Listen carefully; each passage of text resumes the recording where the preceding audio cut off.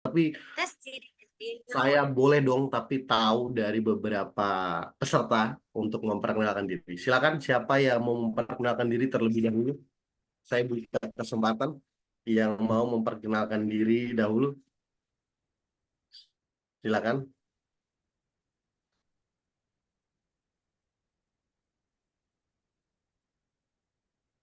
Ayo, atau saya yang mau nanya nih, ini siapa gitu ya. Nanti silakan teman-teman memperkenalkan diri, namanya siapa, dari mana. Mungkin kalau tidak keberatan juga memberitahu statusnya sekarang bekerja kah, atau fresh graduate kah, atau posisi sedang mencari pekerjaan kah gitu. Dan juga alasan kenapa sih pengen ikut webinar ini atau pengen ikut sertifikat ini.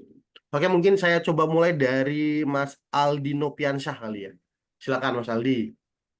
Santai aja mas, lo. Kita share lo. Ini kita benar-benar sharing. Ini kita coba dua arah. Ayo silakan Mas Aldi. Tidak terdengar mas suaranya mas. Teman-teman yang lain mungkin mendengar atau memang saya yang salah dari volume laptop saya. Belum terdengar, Pak. Ah, mungkin karena pakai headset kali mas.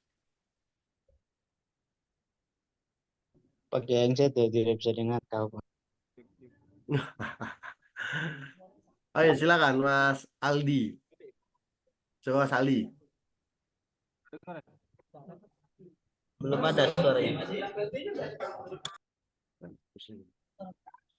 Mas Aldi bisa Tes, tes, tes. berkenalan? Ah, Halo? Tes. halo, halo. Kedengaran, Pak? Udah jelas, Pak? Ada. Gimana Mas Aldi? Silakan memperkenalkan diri.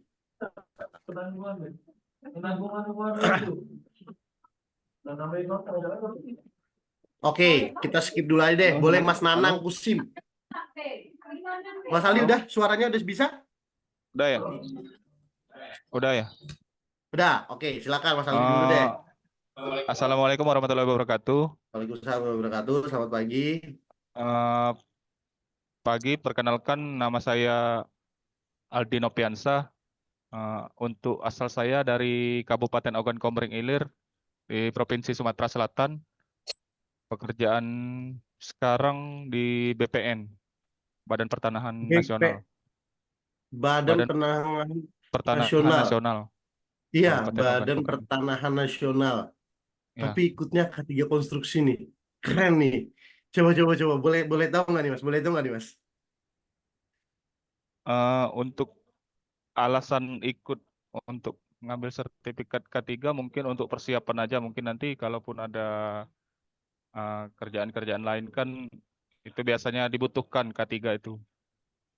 Soalnya di sini juga Hmm, outsourcing kontrak oke. statusnya. Jadi masih nanti kalaupun ada kerjaan-kerjaan lain mungkin persiapan aja kan. Mungkin itu aja alasan utamanya. Terima kasih Terus Mas Aldi dari ya, terima kasih. daerah Sumatera Selatan ya. Sulawesi Selatan, Sumatera Selatan tadi?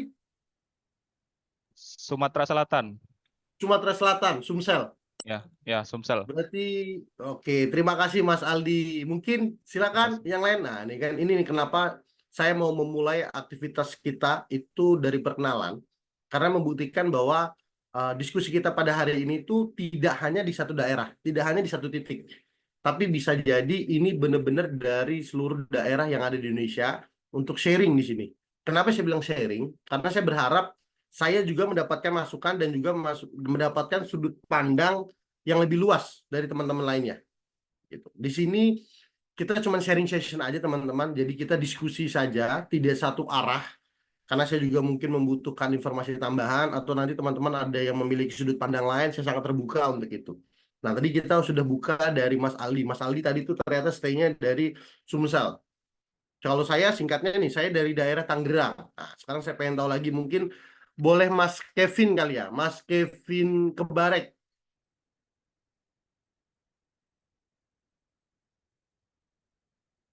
Boleh Mas Kevin memperkenalkan diri? Iya, ya, nama saya Kevin Kabare.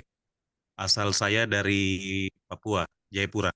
Oh, wah mantap nih. Namanya Muhammad Al-Katiri bukan sih berarti? Ya, tujuan saya mengikuti pelatihan K3 ini untuk menambah wawasan tentang pelatihan K3 dan dasar-dasar K3. Terus karena saya juga sedang mencari pekerjaan, jadi saya sangat membutuhkan sertifikat dasar K3. Wah, mantap mantap Mas. Ini termasuk salah satu cara memang dulu pas saya masih jadi beberapa apa ya moderator di salah satu universitas ternama di Indonesia itu di tahun 2014 Indonesia itu mau berbudaya K3 karena memang jumlah personil K3 itu di 2014 itu sangat kurang, sangat minim. Makanya salah satu strategi pemerintahan saat ini adalah memberikan sertifikasi, melakukan pelatihan untuk orang atau masyarakat umum agar menjadi background untuk dikategorikan menjadi safety. Nah, nantinya kan kurang lebih seperti itu ya Mas Kevin ya. Dan salah satu upaya yang dilakukan Mas Kevin ini sudah sangat positif. Ditambah memang untuk di beberapa daerah tertentu itu wawasan atau pengetahuan terhadap K3 itu belum begitu banyak. Karena hampir rata-rata mereka masih dalam konteks yang metalurgi, mungkin ya kalau di Papua kan metalurgi, minyak, ya, pertambangan gitu. Jadi mereka yang masih bermain-main di geografis tentang alamnya gitu. Tapi untuk yang di daerah safety-nya memang juga sudah mulai antusias dan banyak yang mengambil sistem di dalam safety ini. Terima kasih Mas Kevin. Semoga apa yang dilakuin ikhtiar dari Mas Kevin ini berpositif dan menghasilkannya. Tapi mohon maaf, Mas Kevin udah sempat ngambil sertifikasi K3 umum belum? Belum, Belum. Oh, berarti ini baru pertama nih ya. baru pertama. Oke, baru pertama. Berarti nanti mungkin nah ini teman-teman, kenapa saya pengen tahu dulu background teman-teman? Karena nantinya saya juga bisa memberikan informasi mana dulu materi-materi yang akan saya coba tampilkan. Nah, baru nanti kita akan masuk ke dalam konstruksi. Seperti contoh tadi dari dua teman kita yang pertama, Mas Aldi dan Mas Kevin, itu ternyata masih mau belajar tentang K3 gitu kan, baru nanti K3 konstruksi. Sebenarnya seperti ini Mas, dalam dunia K3 itu kan banyak banget gitu ya, konstruksi itu salah satunya gitu. K3 itu banyak banget, tapi konstruksi itu salah satunya. Oke, sementara itu dulu Mas Kevin, silakan teman-teman yang mau memperkenalkan diri lagi, mungkin saya coba Mas Nanang. Mas Nanang silakan Mas Nanang, tadi sempat saya panggil nih, Mas Nanang Kusim dari Palembang. Oke, cek suara saya buat terdengar jelas. Ya, terdengar Mas. Ya baik, terima kasih Pak atas kesempatannya. Sebelum selamat pagi semuanya. Pagi. Perkenalkan, nama saya Nanang Kusim. Saya berasal asli kalau dari kabupaten itu Kabupaten Musi Banyuasin. Dan provinsinya itu di Sumatera Oke. Selatan.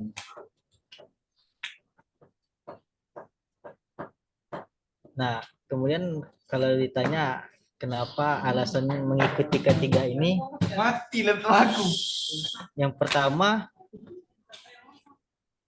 memang dari dulu sebenarnya tuh pengen ikut K3, tetapi kan biaya ikut K3 itu kan lumayan mahal kan kita lihat. Oke. Nah kebetulan ini saya lihat kan cukup terjangkau. Nah, Oke. saya coba ikut. Nah kemudian ya memang ingin sekali belajar K3 untuk menambah pengalaman. Nah sekaligus yang jelas kan saya ini lagi kerja di BPN juga, tapi sifatnya tuh kontrak. Di mana Mas? Sorry kalau boleh tahu. Outsourcing. Oh, sosi, oke. Ya. Nah, kebetulan kan nanti kan sudah mau habis nanti bulan 12. Nah, kita nggak tahu mau kemana lagi. Nah, mungkin ini salah satu alasan kenapa harus ikut ini saya. Oke, terima kasih Oke, Mas terima kasih, Pak. Nanang. Oke, terima kasih Mas Nanang. Oke, tadi Mas Nanang sudah memperkenalkan diri, Mas Kevin sudah ada. Oke, sekarang mungkin saya nggak nembak deh. Ada yang mau memperkenalkan diri dulu nggak nih? Kalau masih belum, nanti saya tembak lagi. Silakan. Ada lagi? Oke, Mati apa tuh keluar? masih tidak ada. Sekarang saya mau tahu perempuan dulu deh. Boleh nggak nih saya mau tahu Mbak Desi, Mbak Desi. Mbak Desi, silakan Mbak Desi memperkenalkan diri. Apakah suara saya kedengaran? Dengar Halo, tidak? Ya, silakan Mbak Desi. Assalamualaikum warahmatullahi wabarakatuh. Waalaikumsalam warahmatullahi wabarakatuh. Saya Desi Aprilia, saya berasal dari Sumatera Utara. Oh, Sumatera Utara. Ya, pekerjaan saya sekarang di PT Allianz itu sebagai quality control. Alasan saya ikut webinar ini karena saya ingin pindah departemen dari Oh, quality ke HSE. oh, pengen pindah departemen ke HSE. Berarti kurang lebih udah tahu background HSE belum nih, Mbak? Sedikit tahu, Pak. Sedikit tahu. Oke. Oke deh, Mbak. Terima kasih, Mbak Desi. Sekarang Mbak Kalarita deh, boleh nggak nih? Mbak Kalarita, boleh memperkenalkan diri, Mbak? Udah jauh-jauh ya. Assalamualaikum warahmatullahi wabarakatuh. Waalaikumsalam warahmatullahi wabarakatuh. Perkenalkan saya Meka Larita. Saya berasal dari Kalimantan Timur. Kalimantan Timur, Sumatera, Sulawesi, jauh-jauh nih. Ya, Papua tadi. Oke. Silakan Mbak Kalarita, lanjutin. sekarang saya masih jadi mahasiswa Universitas Terbuka semester 5, Oke. jurusan Jurusannya? Ilmu Administrasi Negara.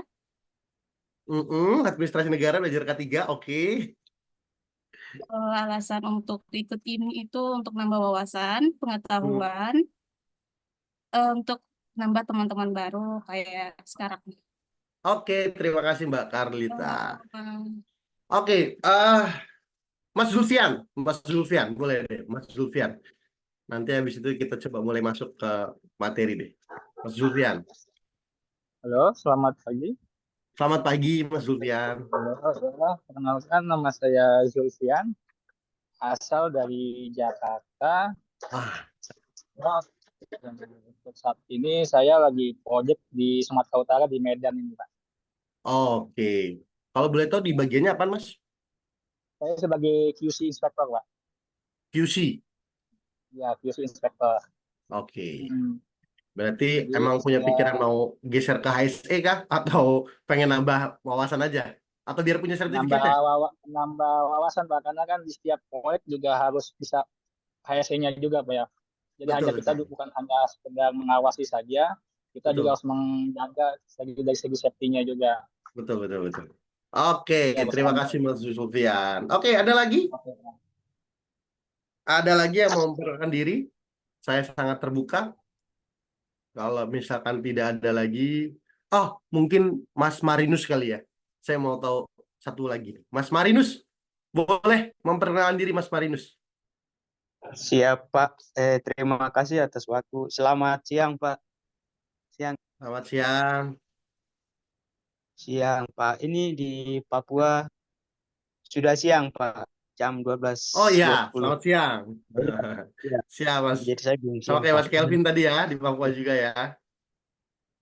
Perkenalkan, nama saya Marinus K. Saya baru lulusan tahun 2023 di Uncen, Pak. Jadi saya masih cari pekerjaan. Jadi saya kebetulan lihat sini dan ikut. Jadi ini penting sekali untuk saya, Pak, membutuhkan sertifikat. Jadi saya senang bisa ikut ini kali pertama, Pak. Oke. Oke, sip. Terima kasih Mas Marinus. Sekarang saya memperkenalkan diri setelah teman-teman memperkenalkan diri. Tapi teman-teman saya mohon izin ya, karena kayaknya kalau dari jumlah peserta dan awal tadi tuh saya lihat masih banyak yang perlu kenal awal dulu tentang K3. Jadi saya minta izin, saya mau share-nya tentang materi basic K3 dulu ya. Tolong nanti kalaupun nanti ada pertanyaan, saya sangat senang langsung aja ditanyakan, tidak perlu nunggu nanti, takutnya nanti keburu lupa. Oke. Oke, ini kayaknya.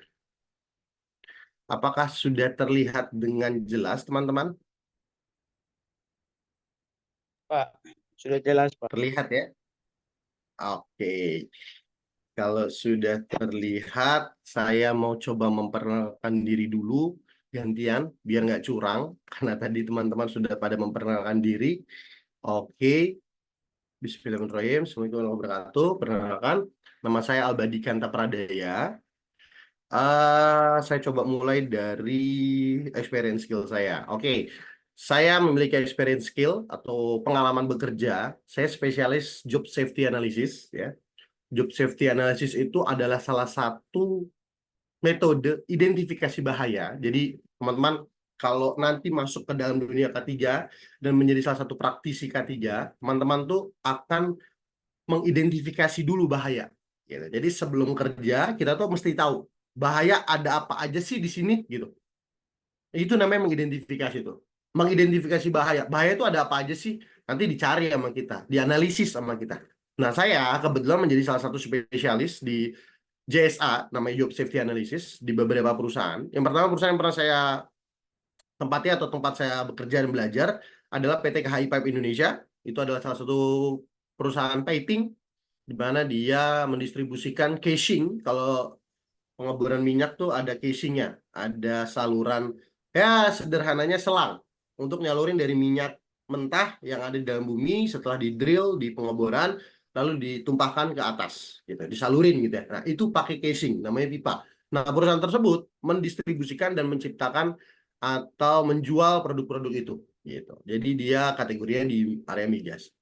Lalu pernah jadi menjadi salah satu tenaga lapangan safety di Pertamina Drilling Service Indonesia atau biasa disingkat dengan PDSI, ya. Di situ saya pernah, itu ada di daerah Subang. Daerah Subang itu di daerah Jawa Barat. Saya menjadi salah satu tenaga lapangan untuk bagian safety-nya di PDSI. Setelah dari situ saya pernah menjadi tim job safety analysis juga di PT Kebet Indonesia. PT Kebet Indonesia itu salah satu perusahaan kimia yang mendistribusikan karbon hitam. Jadi semua hal bentuk produk-produk hitam itu yang sifatnya pewarna melekat itu pakai produk-produk itu. Contohnya apa? Contohnya tinta pulpen, karet ban. Nah, yang kayak gitu-gitu, plastik-plastik yang berwarna hitam, nah itu bisa pakai karbon yang warna hitam itu. Nah, sekarang saya masih bekerja di Citra Raya Tangerang. Citra Raya Tangerang itu adalah salah satu grup dari Ciputra dan kebetulan saya menjadi grup di Ciputranya. Site saya cuman sekarang saat ini lagi di Citra Raya Tangerang. Gitu. Jadi saya menghandle beberapa area termasuk di area Tangerang, di area Bintaro, di area Sentul dan di area Maja. Itu semua ada di daerah Jawa Barat. Masih regional Jabodetabek deh. Jadi 4 site yang saya pegang, saya bergabung di salah satu perusahaan yaitu PT Ciputra Residence. Itu perumahan properti ya, mungkin teman-teman untuk di beberapa daerah tidak begitu asing sama perumahan itu yang gambar depannya kuda tuh biasanya. Nah, itu saya coba jelasin lagi sertifikasi yang saya miliki dan menjadi salah satu alasan kenapa saya diminta untuk diskusi sama PT Nawasena ini adalah saya memiliki sertifikasi terkait tentang K3 yang berkaitan tentang materi hari ini, yaitu yang pertama ada sertifikasi ahli K3 umum. Nah, ini buat Mas Kevin atau teman-teman yang mau ngambil dan menjadi safety nantinya, biasanya sertifikasi ini adalah sertifikasi utama yang perlu diambil. Karena hampir rata-rata project itu nantinya akan mempertanyakan ada nggak sertifikasi K3 umumnya gitu. Maka tadi saya di awal ngomong ya, jadwal kita tuh hari ini sertifikasi K3 konstruksi. Tapi sebenarnya sebelum konstruksi ada yang namanya K3 umum. Nah, itu membicarakan semua secara general tentang K3.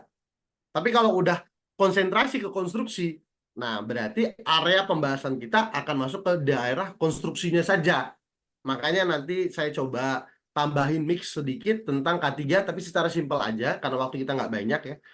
Ada sertifikasinya teman-teman. Kalau tadi ada yang ngomong, karena sertifikatnya juga lumayan mahal, jadi kita coba ambil yang di sini gitu ya. Ini namanya sertifikat teman-teman. Kalau sertifikasi biasanya ada 2 yang mengeluarkan, yaitu sertifikasi dari BNSP dan juga ada Kemenaker. Nah, kalau yang Kemenaker memang biasanya harganya lebih tinggi daripada yang BNSP. Nah, Nawasena nih kayaknya ada nih yang BNSP juga nih. Nah, saya sekalian promosi nih Mas Febri nih. Ya, nanti teman-teman mungkin bisa lagi ngambil K3 umum, K3 umum yang BNSP aja dulu. Itu yang biasanya harganya lebih terjangkau dibanding yang Kemenaker. untuk yang terkendala dari biaya gitu. Oke, selanjutnya saya punya supervisi scaffolding, teman-teman. Scaffolding itu adalah salah satu alat bantu kerja di ketinggian yang besi itu yang biasa dirangkai. Nah, itu namanya scaffolding.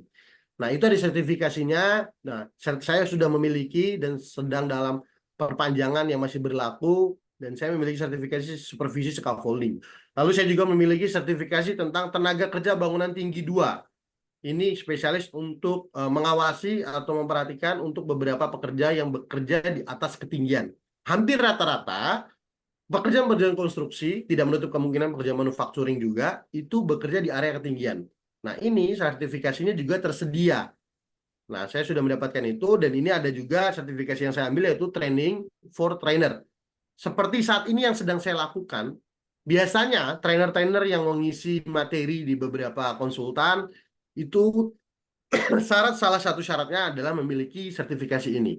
Gitu. Jadi, ada yang khusus di lapangan saja, ada yang memang dia ada di office, ada juga yang memang kebetulan menambah sertifikasi untuk memberikan sharing session seperti ini.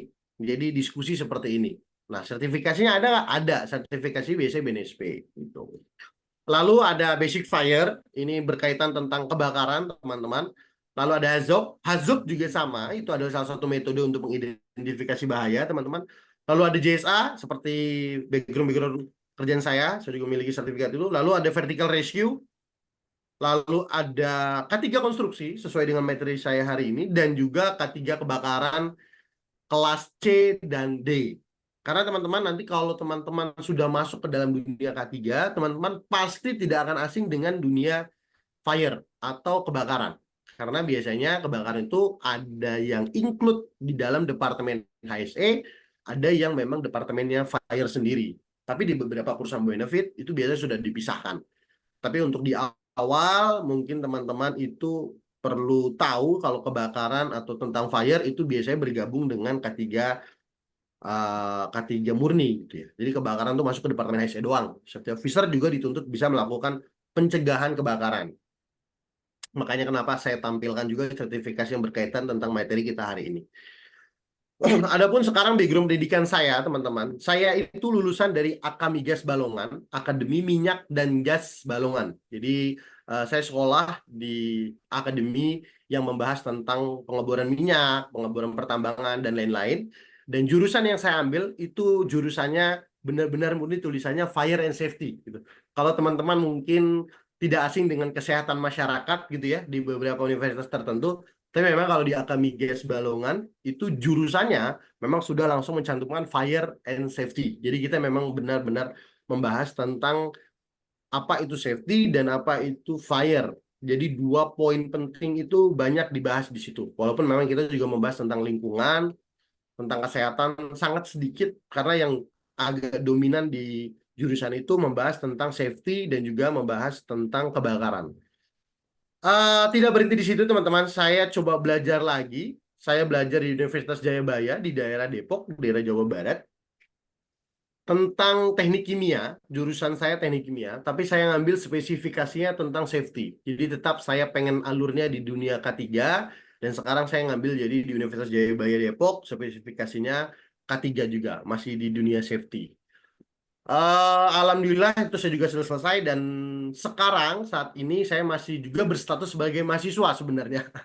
Karena saya coba sekolah lagi tentang safety, cuman ini saya ngambilnya manajemen K3 gitu. Jadi saya ngambilnya sekarang saya lagi sekolah lagi dan masih berstatus mahasiswa sebagai pelajar juga, sebagai pekerja juga, dan saya sekarang masih belajar tentang, saya ngambil jurusannya manajemennya tentang manajemen K3 gitu. Itu adalah background pendidikan saya, teman-teman, dan itu menjadi sharing modal mungkin untuk kita sharing session.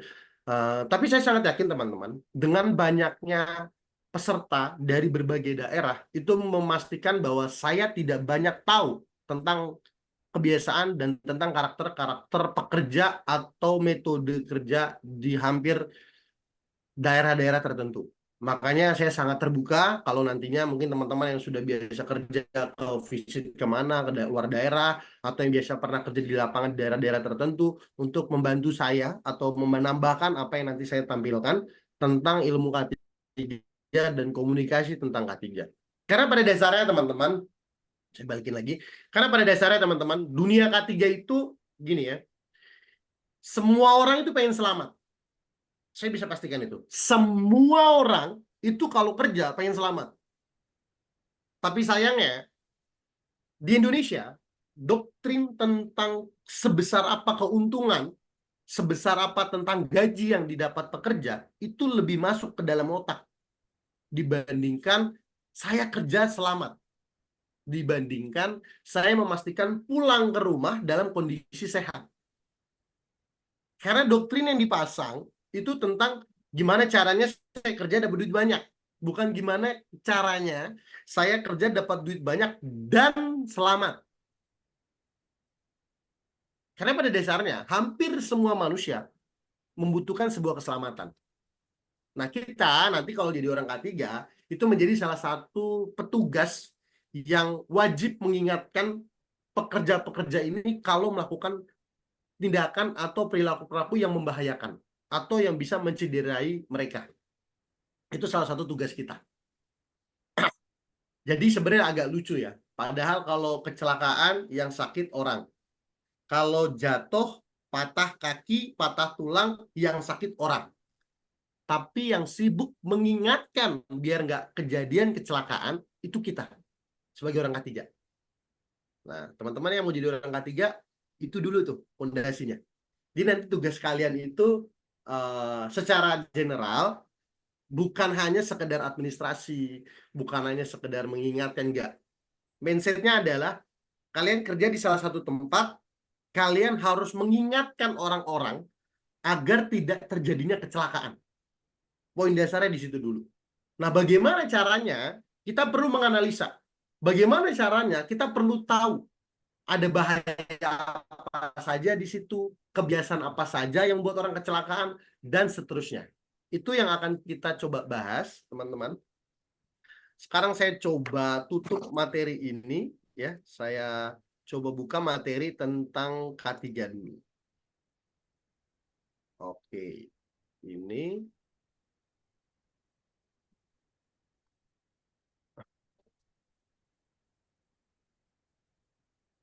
Oke, sudah terlihat ya? Oke, ini materinya tentang basic K3 dulu ya. Saya coba cepat saja basic K3 ini juga. Ini sama masih. Oke. Pada dasarnya di dalam dunia K3 teman-teman ada 3 faktor yang akan menjadi pondasi kita sebagai orang K3. Yang pertama adalah ekonomi. Ya, yang pertama adalah ekonomi. Yang pertama adalah ekonomi. Kenapa? Karena K3 itu perlu budget, teman-teman. Perlu ada anggaran untuk memastikan orang-orang ini selamat. Anggaran buat apa, Pak? Contoh sederhana ya. Teman-teman suka ngeliat orang pekerja di lapangan, suka pakai helm, suka pakai sepatu. Nah, itu anggarannya harus ada. Makanya kenapa apa-apa itu harus ada anggarannya. Itu ekonomi. K3 akan berdampak dengan ekonominya. Yang kedua adalah hukum. Nah, ini salah satu bukan nakut-nakutin ya, tapi ini salah satu fakta di lapangan adalah kalau terjadi kecelakaan sampai meninggal dunia dan lain-lain, biasanya dinas terkait daerah itu akan mempertanyakan mana orang K3-nya. Karena yang akan berkaitan dengan dinas ketenagakerjaan adalah orang K3 atau orang safety-nya. Padahal yang kecelakaan orang lain. Terus yang biasa berperilaku buruk untuk bekerja orang lain. Tapi kalau dia kenapa-napa, itu biasanya orang K3 yang bakal dipanggil. Yang ketiga, atau bahkan bisa dipenjara. Kalau memang sampai meninggal. Atau memang ada beberapa kelalaian yang tidak kita lakukan. Lalu yang ketiga ada namanya kemanusiaan. Nah, kalau kemanusiaan ini murni, teman-teman. Orang K3 secara tidak langsung pasti sudah memiliki jiwa kemanusiaan. Kenapa? Karena gini. Kalau teman-teman melihat departemen-departemen lain, contoh saja ya. Kalau departemen misalkan arsitektur. Arsitektur itu gimana caranya dia buat desain semenarik mungkin, sebagus mungkin. Kalau itu udah jadi dia punya kebanggaan. Wah, ini dulu yang desain saya. Seperti yang sekarang agak diperbincangkan, misalkan burung Garuda di kawasan IKN, banyak juga yang bilang, wah ini desainnya bagus dan lain-lain. Atau Inyoman itu kan banyak buat desain bagus-bagus gitu ya. Ini contoh doang. Lalu yang kedua misalkan departemen apa ya, operator atau produksi, dia akan mencapai berapa banyak jumlah produksi barang yang diciptakan. Nah itu akan dapat bonus kalau mencapai target, biasanya gitu. Terus yang ketiga misalkan orang teknik atau orang engineering. Nah dia itu biasanya akan memikirkan gimana caranya bangunan ini jadi sesuai dengan waktunya, sesuai dengan perjanjian waktunya bangun gitu. Tapi kalau orang ketiga teman-teman, mikirnya adalah gimana caranya orang itu selamat. Itu udah gak make sense kan? Jadi kalau orang lain itu pikirannya udah lebih ke profit, lebih ke pencapaian pekerjaan, tapi kalau kita orang ketiga, itu capaiannya adalah gimana caranya orang itu selamat. Karena pada dasarnya teman-teman, keselamatan itu ada di dalam jiwa kita masing-masing. Orang yang nggak belajar K3 pun sebenarnya menginginkan selamat. Contoh siapa? Misalnya orang tua kita, atau kita yang sudah menjadi orang tua. Ketika anak kita keluar dari rumah, tidak menggunakan sandal, pasti kita akan spontan dipakai sandalnya. Nanti takut nusuk barang-barang yang tajam. Atau anak kita keluar panjat-panjat pagar. Refleks dong, kita pasti bilang turun, nanti jatuh. Nah, itu membuktikan bahwa manusia itu membutuhkan keselamatan. Sayangnya kebutuhan finansial itu kadang lebih tinggi daripada kebutuhan keselamatan. Yang akhirnya itu perilaku-perilaku buruk di tempat kerja menyebabkan orang itu kecelakaan hingga meninggal dunia. Ke situ. Lalu, teman-teman, saya coba membahas 3 poin lagi. Ekonomi itu akan berdampak terhadap keselamatan kerja atau dunia K3. Buktinya apa, Pak? Buktinya banyak proyek-proyek dari investor besar yang mengatakan bahwa kalau misalkan proyek ini mau berjalan, harus ada K3-nya. Itu berjalan dan itu terjadi di perusahaan saya sekarang. Misalkan contoh, saya mendapatkan salah satu investor dari Amerika, namanya IFC, International Finance Corporation. Dia bilang kalau semua pembangunan yang menggunakan budget saya, itu wajib ada pengawasan K3-nya. Nah, itu membuktikan bahwa K3 menjadi alasan penting akhirnya kita mendapatkan budget tambahan. Atau alasan penting, akhirnya K3 itu menjadi salah satu hal yang dipertimbangkan untuk mendapatkan proyek. Nanti kalau teman-teman sudah masuk ke dalam dunia proyek, kalau teman-teman sudah masuk ke dalam dunia proyek, teman-teman, di dalam dunia proyek itu ada yang namanya CSMS, Contractor Safety Management System. Itu adalah syarat di mana ketika salah satu kontraktor pengen melakukan pekerjaan di proyek tersebut, itu yang akan menjadi salah satu syarat penentu apakah kontraktor tersebut dapat proyek atau tidak adalah apakah kontraktor kamu sudah menjalankan sistem manajemen K3 dengan baik atau tidak. Nah, ke situ teman-teman. Jadi K3 juga berpengaruh ke kualitas proyek. Lalu yang kedua atau bahasan lagi tentang hukum teman-teman. Semua aturan yang ada di dalam proyek atau di dalam dunia kerja itu sudah diatur di dalam undang-undang K3. Ada undang-undangnya. Jadi nggak semena-mena asal sebut doang, nggak bisa. Harus ada pondasi dasar undang-undangnya atau permenaker tertentu. Nanti kita bahas habis ini.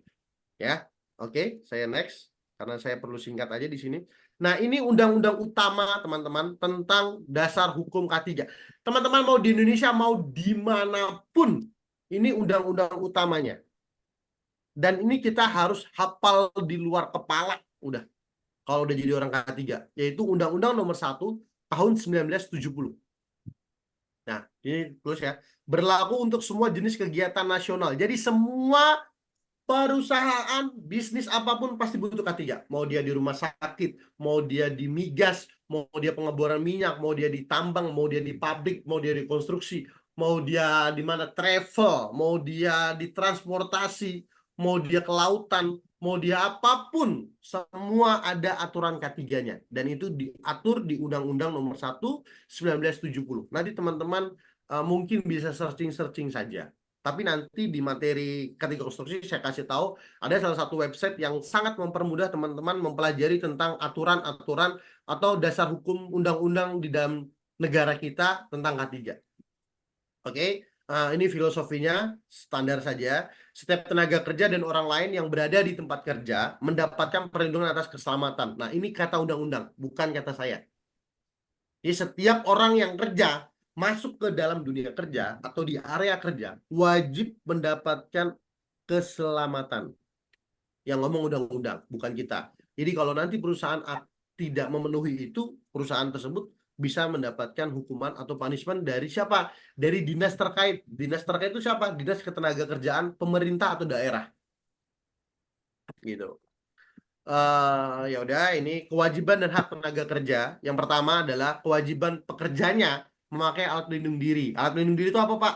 Helm, sepatu, rompi. Nah, itu biasanya alat pelindung diri. Semua alat pelindung diri ini harus diberikan secara cuma-cuma oleh perusahaan kepada pekerjanya. Secara cuma-cuma, tidak boleh diperjualbelikan, tidak boleh ada kasbon, tidak boleh ada transaksi di situ. Murni perusahaan harus menyediakan alat pelindung diri untuk pekerjanya. Guna apa? Guna menyelamatkan pekerjanya.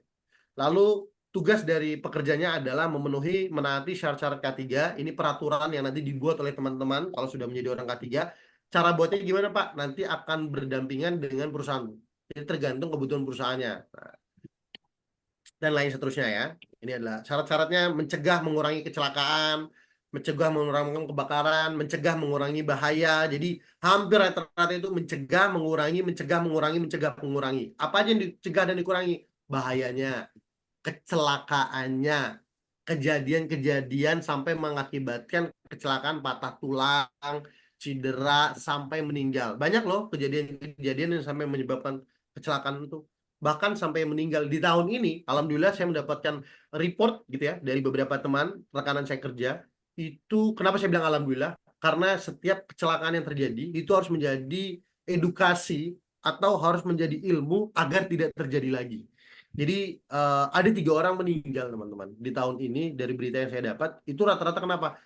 Yang satu kesetrum, ya, jadi orang kesetrum aja bisa meninggal. Yes, kenapa? Karena kadang tegangannya tinggi, dia tidak menggunakan alat pelindung diri, atau stop kontaknya atau jaluran kabelnya itu terkelupas. Nah, itu perlu dilakukan oleh K3 untuk melakukan apa? Inspeksi contohnya. Lalu yang kedua ada yang jatuh dari ketinggian sekitar 18 meter, dia jatuh langsung ke koin, meninggal. Kenapa itu, Pak?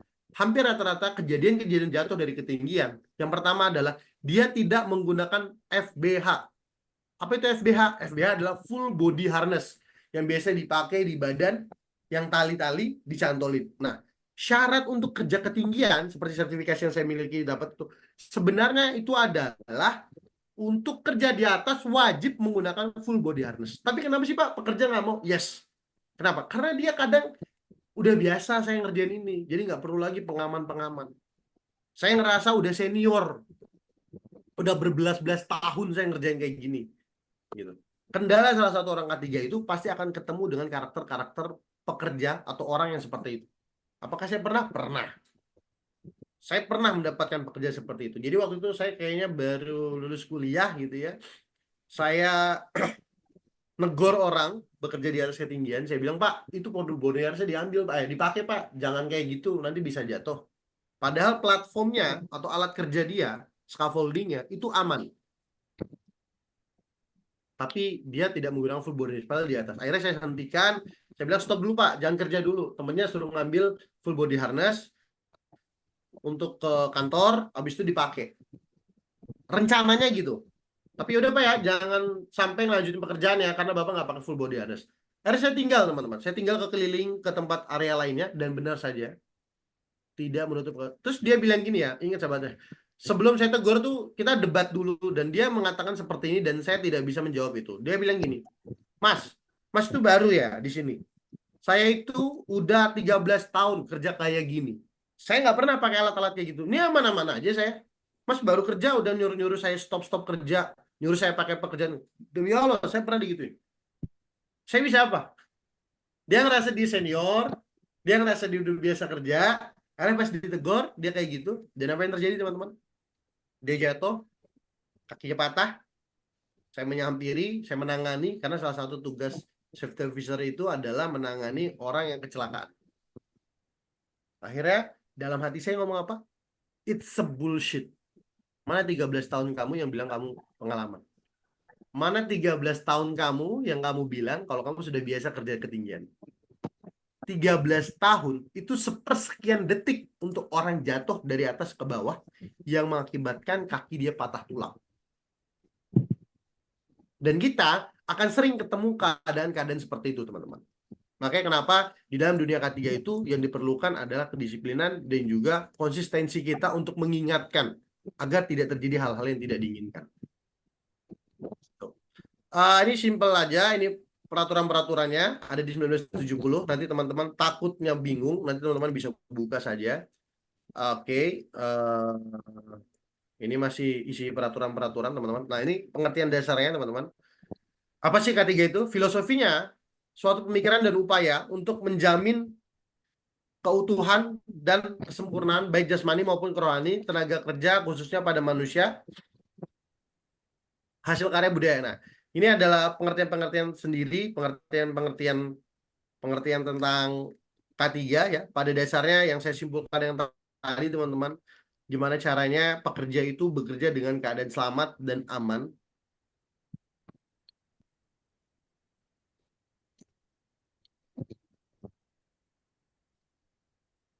Lalu udah gitu, ini teman-teman, sesuatu sumber yang berpotensi menimbulkan cedera atau kerugian manusia dan proses. Itu adalah salah satu kesimpulan dari pengertian-pengertian apa itu yang disebut dengan bahaya. Bahaya adalah salah satu atau sesuatu sumber yang berpotensi menimbulkan kecelakaan.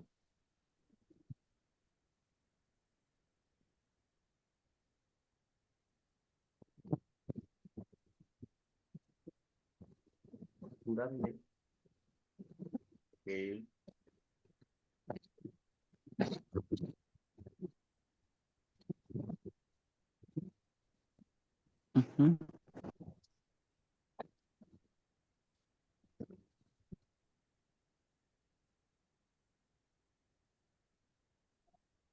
Oke, klik lagi.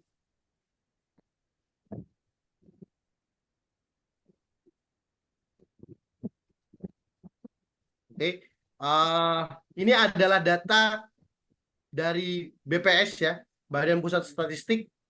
Di tahun 2022, orang yang meninggal itu terdata seperti ini. Kecelakaan kerja, teman-teman. Ya, bisa dilihat jumlah kecelakaan korban kecelakaan kerja. Itu korban meninggal hampir 28.000. Ini data, teman-teman. Ini data ya, bukan hal yang asal sebut, bukan. Ini data yang didapat dari Badan Statistik. Ya. Kenapa makanya K3 itu terus digaungkan? Karena masih banyak kejadian-kejadian yang menyebabkan kecelakaan dari aktivitas pekerjaan. Oke. Jenis-jenis bahaya atau jenis kecelakaan kerja, teman-teman. Yang pertama ada bahaya fisik. Bahaya fisik itu jatuh dari ketinggian, kena hantam palu, kena pukul, terbentur, terpleset, dan lain-lain. Itu bahaya fisik namanya. Ada yang namanya bahaya listrik. Bahaya listrik udah otomatis, teman-teman, kita tahu kalau dari kabel itu bahaya listrik. Bahaya kimia. Bahaya kimia itu chemical. Jadi teman-teman ada namanya beberapa bahan baku dari perusahaan atau pabrik itu berbahan kimia itu yang menyebabkan sebuah kecelakaan atau bahaya. Lalu ada yang namanya bahaya biologi. Bahaya biologi ini apa? Banyak. Contohnya apa, Pak? Ular, hewan buas. Itu termasuk ke dalam bahaya biologi. Lalu psikologi, teman-teman. Ada bahaya psikologi. Karena saya pernah mendapatkan salah satu pekerja kejadian di tempat saya, di tempat yang saya awasin, teman-teman. Itu dia bekerja di ketinggian, di jam istirahat, dia nongkrong di atas. Lah kita kan nggak tahu, kenapa ini orang di jam istirahat kok nongkrong di atas. Akhirnya dia bengong, intinya dia jatuh. Habis jatuh, kita tanganin dulu penanganan kecelakaan, lalu kita investigasi. Karena salah satu tugas menjadi orang K3 itu adalah menginvestigasi kecelakaan. Apa sih penyebabnya? Kita perlu tahu. Kenapa kita perlu tahu penyebab kecelakaan? Agar tidak terjadi kecelakaan lagi dengan dasar penyebab yang sama. Makanya ada istilah kalau kita jatuh di lubang sama itu namanya keledai. Ya, keledai ya. Nah, makanya kenapa kita menginvestigasi kecelakaan itu biar tidak terjadi kecelakaan dari sumber potensi yang sama. Nah, pas saya investigasi, saya wawancara dengan cara metode investigasi, teman-teman, saya mengambil kesimpulan bahwa dia itu mendapatkan beban psikologis. Dia bilang gini, Pak, saya sebenarnya semalam itu berantem hebat dengan pasangan saya, istri saya. Makanya akhirnya pas kerja dia tidak konsentrasi, kebetulan dia kerja di atas, dan akhirnya dia terjatuh. Alhamdulillahnya yang cedera cuma tangannya saja, sampai patah tulang. Sampai retak, nggak sampai patah. Makanya itu kenapa masuk psikologi, itu masuk ke dalam bahaya dari dalam dunia ketiga. Lalu ada yang namanya ergonomi. Contohnya apa sih Pak? K3 itu mengurusin ergonomi. Sekarang nih, ini sekarang kita lagi sharing session nih, kayak gini nih. Coba dipastiin, duduk kita sudah standar apa belum? Duduk yang benar tuh gimana Pak? Duduk yang benar itu 90. Tubuh sama paha itu bentuknya 90. Nah itu posisi ergonomis. Lalu yang kedua Pak, jarak dari layar laptop ke kita itu minimal 30-40. Nah itu udah masuk ke dalam dunia ergonomi. Di dalam dunia ketiga itu pun dibahas, itu pun diperhatikan.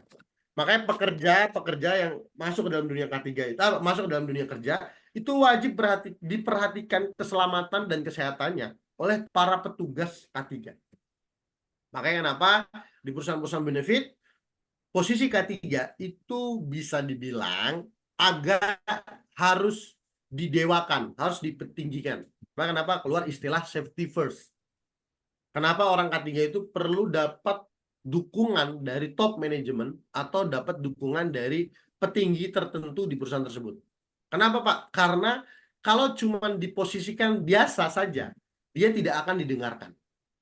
Padahal niatnya baik untuk mengingatkan sebuah keselamatan, tapi tidak semua orang itu mengerti bahwa orang K3 itu perlu didengar dan perlu diperhatikan terhadap instruksi-instruksinya. Makanya nanti saya sangat mendoakan teman-teman yang bergerak di dalam dunia K3 nantinya dapat pekerjaan K3 itu dapat support dari top manajemen atau dukungan manajemen. Oke, selanjutnya teman-teman. Menurut Frank Robert, definisi K3 itu kalau safety itu bebas dari kecelakaan. Ada juga yang mengatakan bahwa keadaan yang bebas dari rasa sakit karena mengalami kecelakaan atau kerugian. Itu juga bisa, teman-teman. Lalu kecelakaan kerja itu bisa dibagi menjadi dua, teman-teman. Satu kecelakaan langsung, satu kecelakaan tidak langsung. Kecelakaan yang terjadi di tempat kerja ataupun yang berhubungan langsung dengan pekerjaannya. Itu yang disebut dengan kecelakaan langsung. Sedangkan kecelakaan tak langsung itu adalah kecelakaan yang terjadi saat menuju tempat kerja dan pulang dari tempat kerja. Itu masuk ke dalam kecelakaan tak langsung. Teman-teman, dalam dunia konstruksi, nanti kita akan membahas konstruksi, orang yang bekerja di proyek itu wajib didaftarkan BPJS Ketenagakerjaan.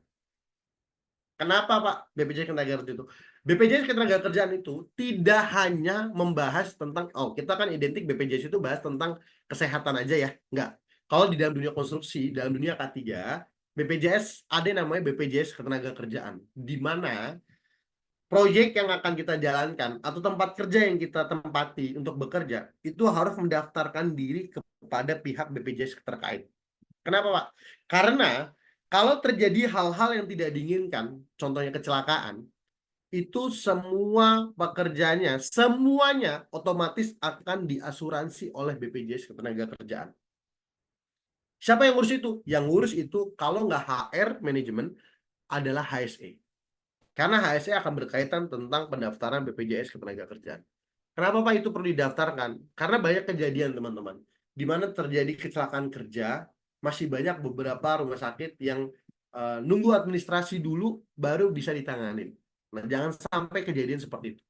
Sebelum terjadi hal-hal yang tidak diinginkan, kita sebagai orang K3 perlu mengasuransikan proyek tersebut. Jadi yang diasuransikan itu proyek.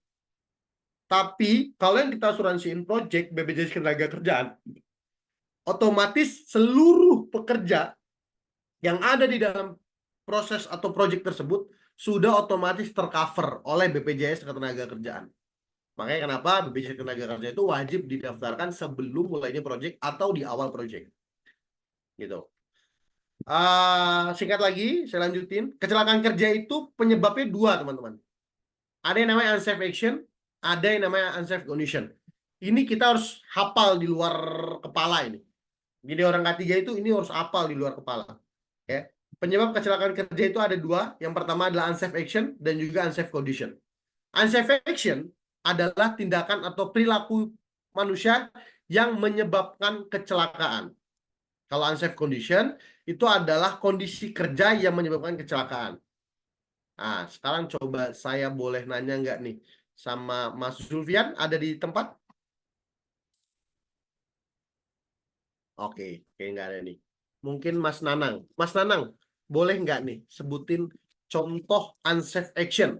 Nah, pengertiannya nih ya, unsafe action itu tindakan atau perilaku manusia yang menyebabkan kecelakaan. Nah, Mas Nanang bisa nggak nyimpulin contoh unsafe action itu apa sih? Silakan Mas Nanang. Mungkin contohnya itu Pak, kayak kelalaian. Kelalaian. Ya, boleh kelalaian. Mbak Desi bisa kasih contoh nggak? Apa sih kecelakaan yang disebabkan karena unsafe action, yaitu perilaku yang tidak aman? Misalnya tidak pakai helm. Ya, betul. Tidak pakai helm itu adalah perilaku atau tindakan yang dilakukan sadar oleh manusia yang bisa menyebabkan kemungkinan kecelakaan. Betul, Mas Desi. Terima kasih, Mbak Desi. Kalau Mas Kevin, apa contoh dari unsafe action kira-kira?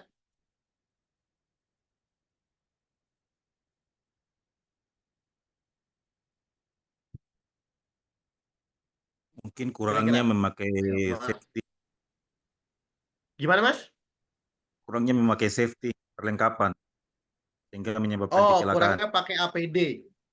Ya. Kurangnya pakai APD ya, sama kayak tadi kata Mbak Desi. Ya, betul.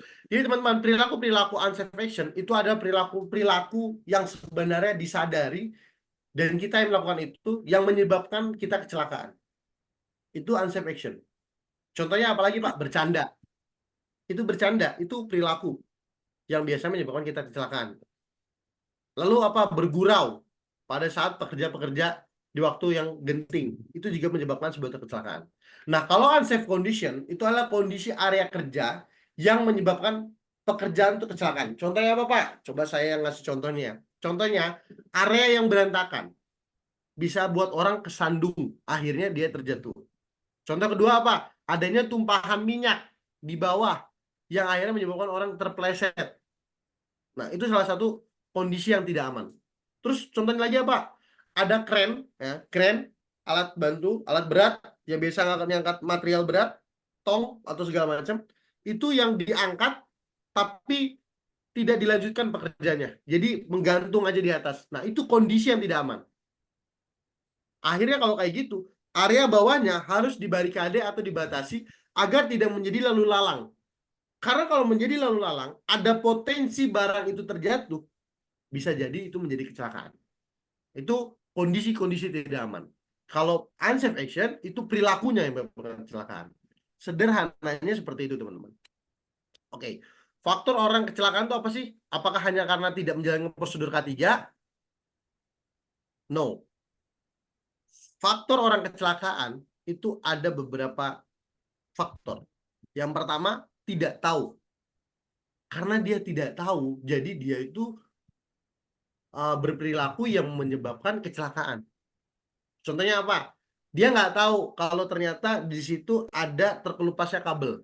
Tapi dia pada saat kondisi basah malah megang kabel yang terkelupas. Itu dia tidak tahu. Tidak tahu ilmunya. Kalau misalkan ternyata kabel itu atau ilmu itu atau ternyata kualitas dari instalasi itu berkurang atau memburuk. Lalu yang kedua apa? Tidak mau tahu. Nah, ini kebanyakan paling sering di area proyek atau di area kerja itu banyak orang yang berperilaku tidak mau tahu. Jadi dia sebodoh amat sama K3. Sebodoh amat sama safety. Yang penting dia kerja aja. akhirnya menyebabkan sebuah kecelakaan.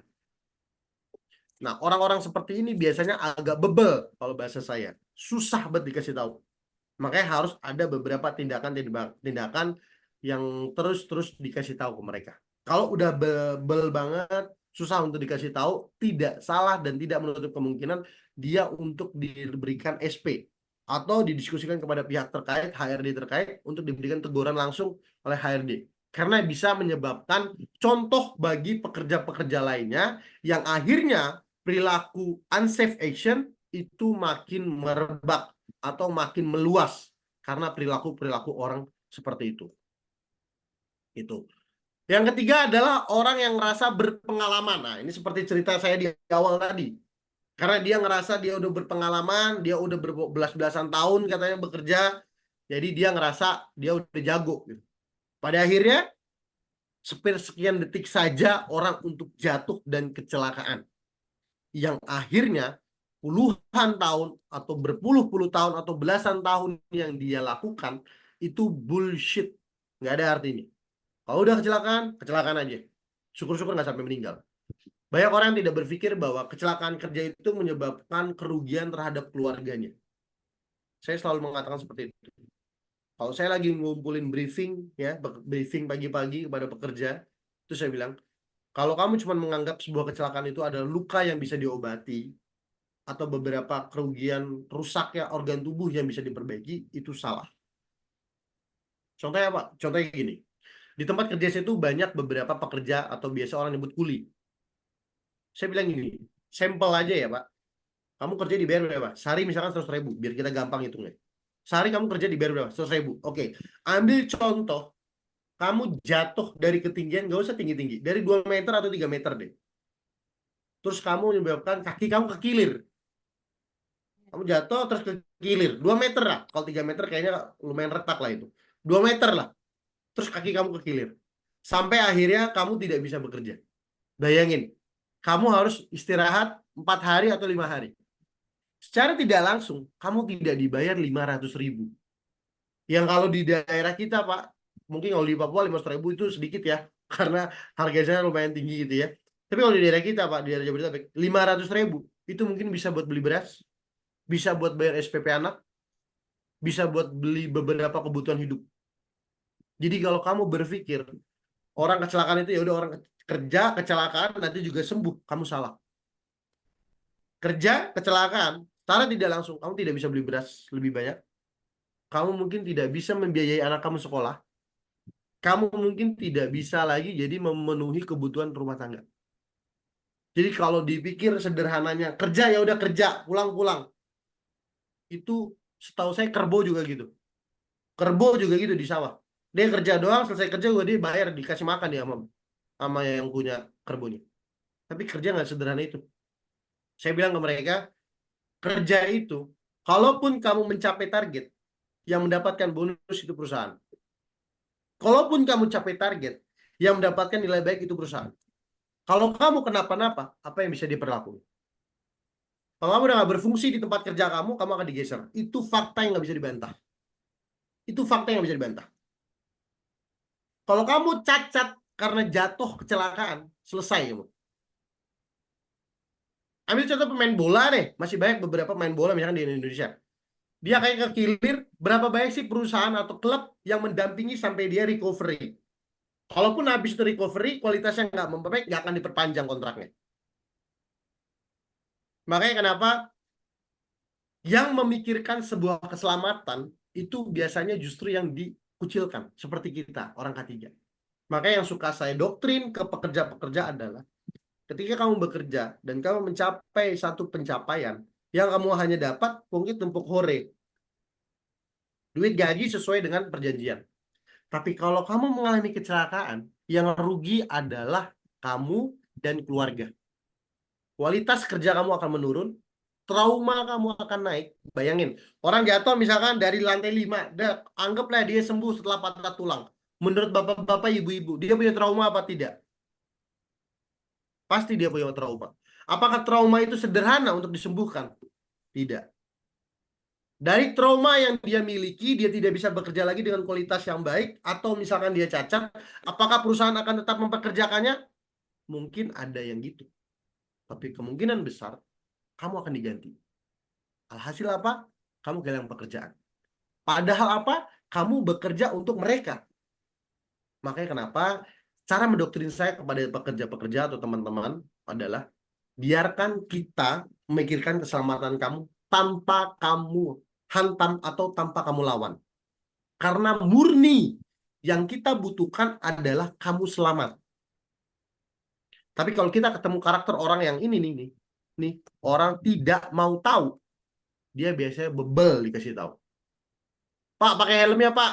Enggak, oke. Coba bayangin kejatuhan mur aja, mur yang mungkin lebarnya 3 cm, jatuh dari 2 meter, nggak pakai helm. Saya berani taruhan orang itu pasti dijahit di rumah sakit. Saya berani taruhan. Atau dia nggak pakai helm, atau dia nggak pakai sepatu. Dia nusuk. Nah, yang kayak gitu-gitu. Ya, teman-teman.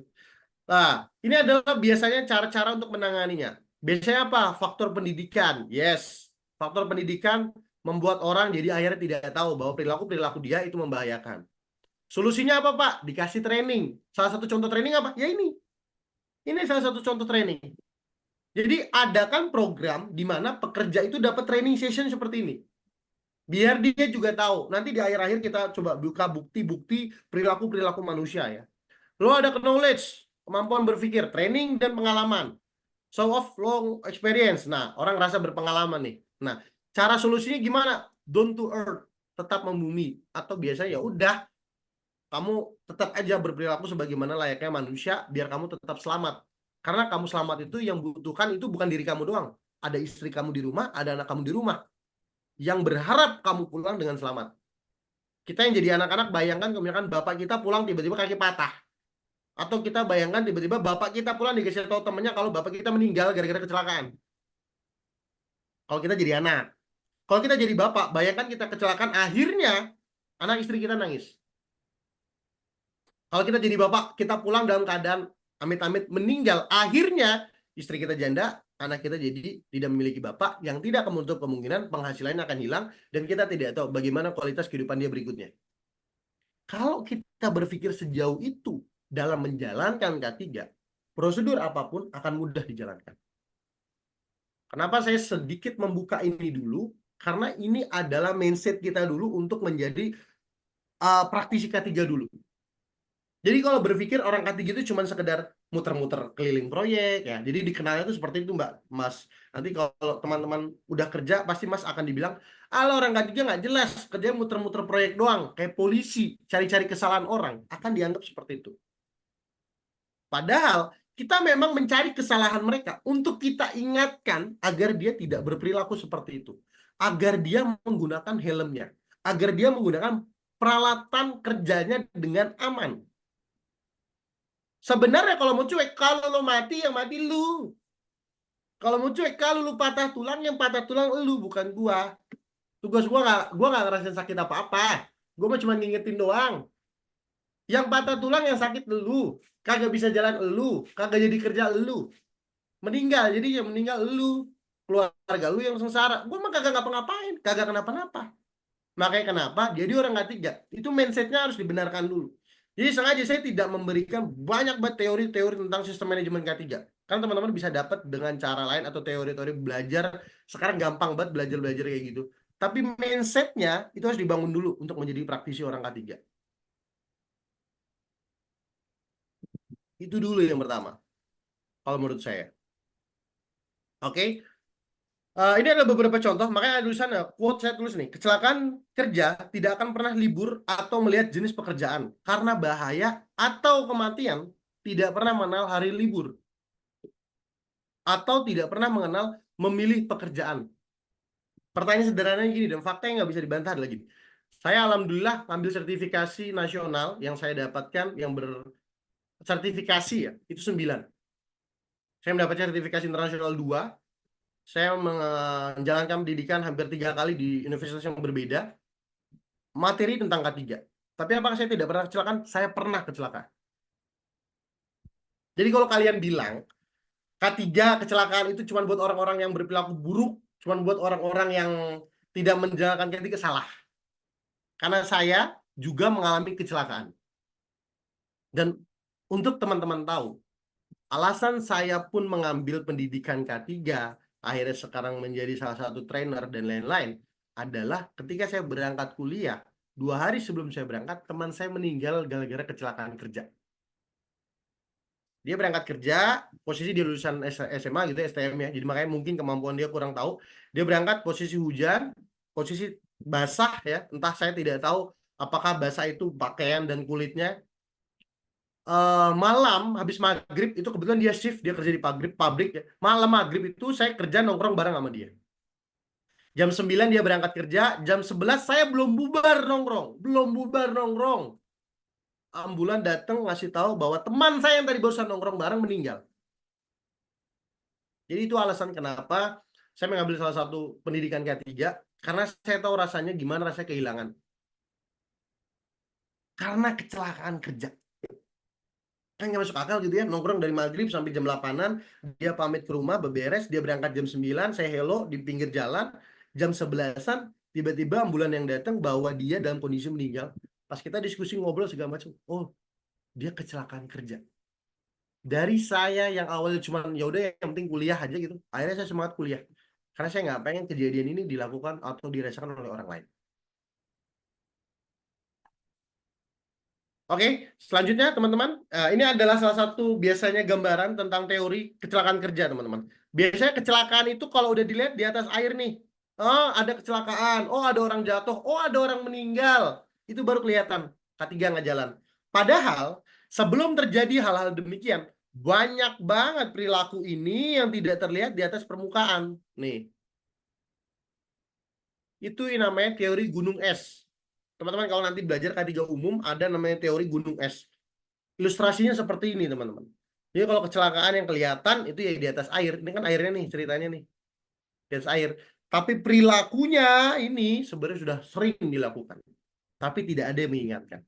Tidak ada yang merubah. Tidak ada yang negur. Pas udah kejadian baru udah tuh rame. Itu yang menyebabkan kenapa K3 itu sulit berkembang.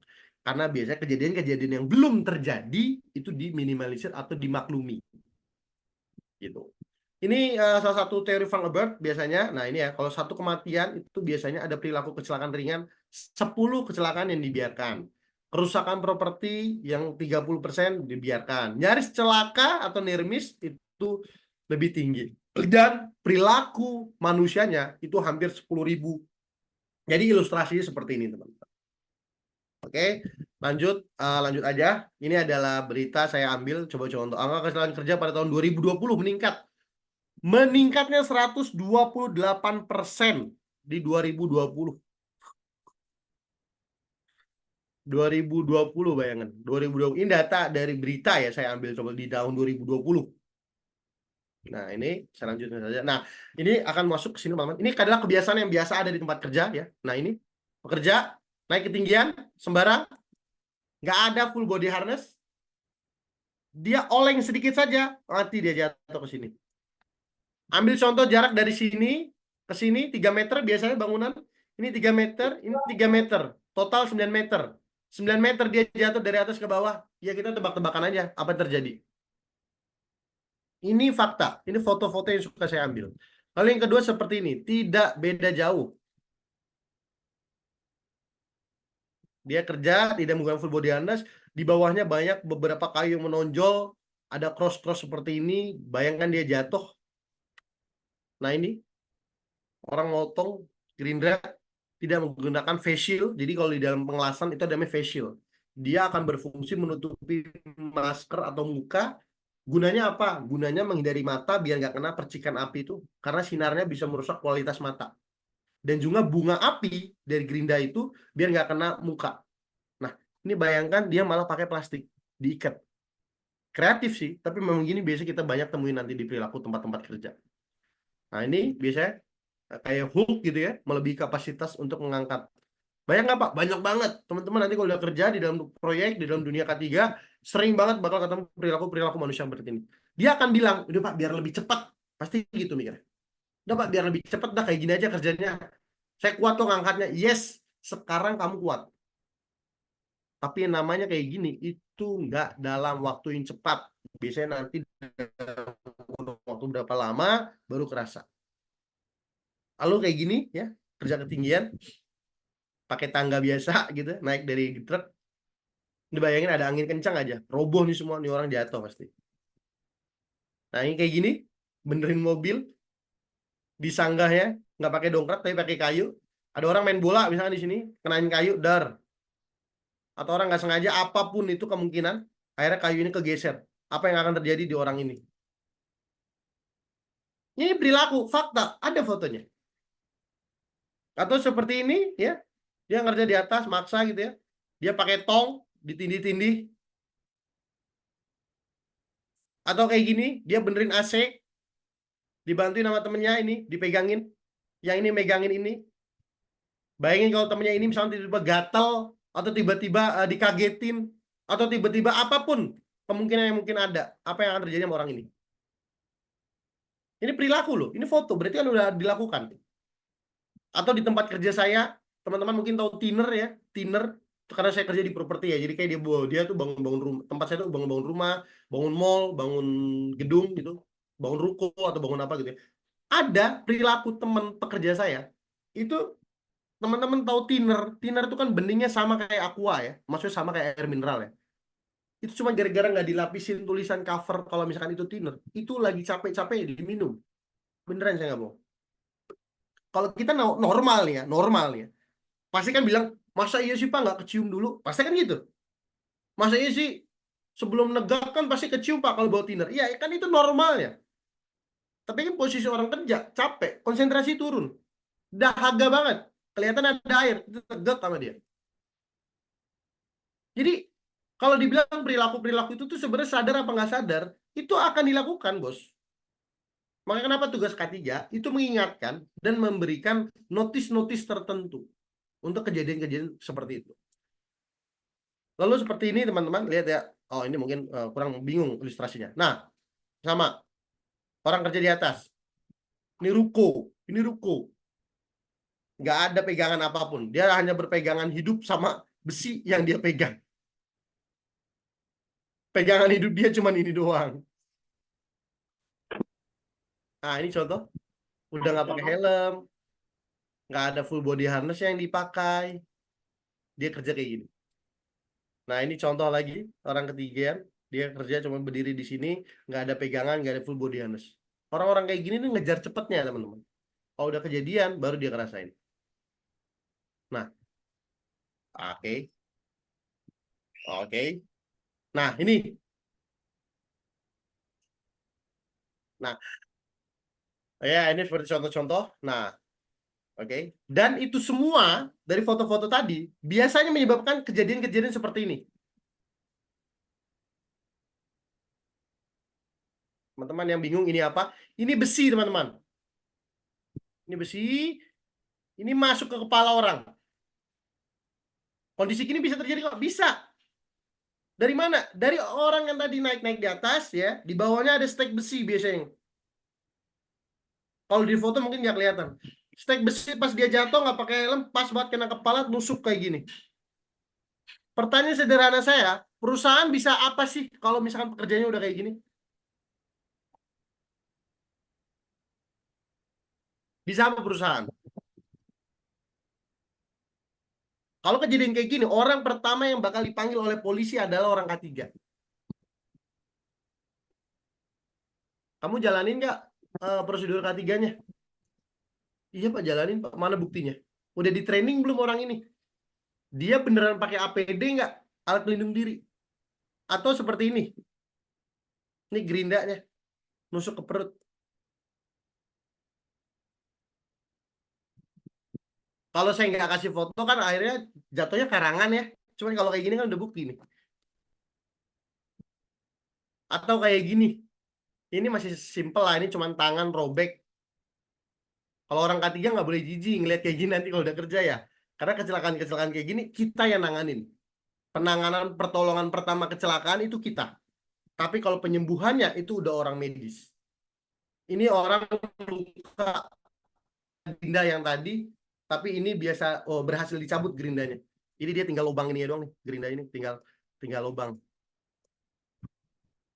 Membekas kayak gitu. Atau kayak gini ya, ini nggak kelihatan lah ya, intinya dia jatuh, palanya pecah. Atau kayak gini, scaffolding, jatuh, pleset, cucuran darah. Nah, banyak banget orang-orang yang menganggap ya udahlah itu kan cuma kejadian. Yes, itu sebuah kejadian. Tapi kalau itu berulang, itu dirasakan oleh keluarga. Di mana moralitas kita sebagai orang K3? Itu makanya kenapa saya untuk teman-teman yang baru memulai K3, yang saya doktrin pertama adalah mindset untuk menjadi orang K3 itu bukan hanya sekedar menjalankan prosedur. Orang udah menjalankan prosedur juga bisa kecelakaan. Jadi mindsetnya adalah memastikan bahwa segala perilaku-perilaku yang biasanya dilakukan oleh pekerja itu bisa kita minimalisir agar tidak terjadi kecelakaan. Atau seperti ini, kalau tadi kepalanya nancep, kalau ini kebetulan pipinya. Pak, ini beneran apa enggak? Ini beneran. Ini biasa kejadian di proyek tuh biasa ngeliat-ngeliat kayak gini tuh. Oke. Kurang lebih seperti itu teman-teman. Itu adalah basic untuk K3 karena agenda kita K3 konstruksi ya. Jadi itu tadi sebenarnya tambahan aja buat kita belajar tentang K3 sebelum masuk ke K3 konstruksi. Sekarang saya akan share materi tentang K3 konstruksi. Teman-teman, sebelum saya lanjut, mungkin ada yang pengen ditanyakan terlebih dahulu. Silakan, saya buka sesi tanya jawab dulu. Mungkin Mas Febri ya, sebentar ya. Silakan, yang mau nanya dulu. Ada yang mau ditanya dulu nggak sebelum saya masuk ke K3 konstruksi?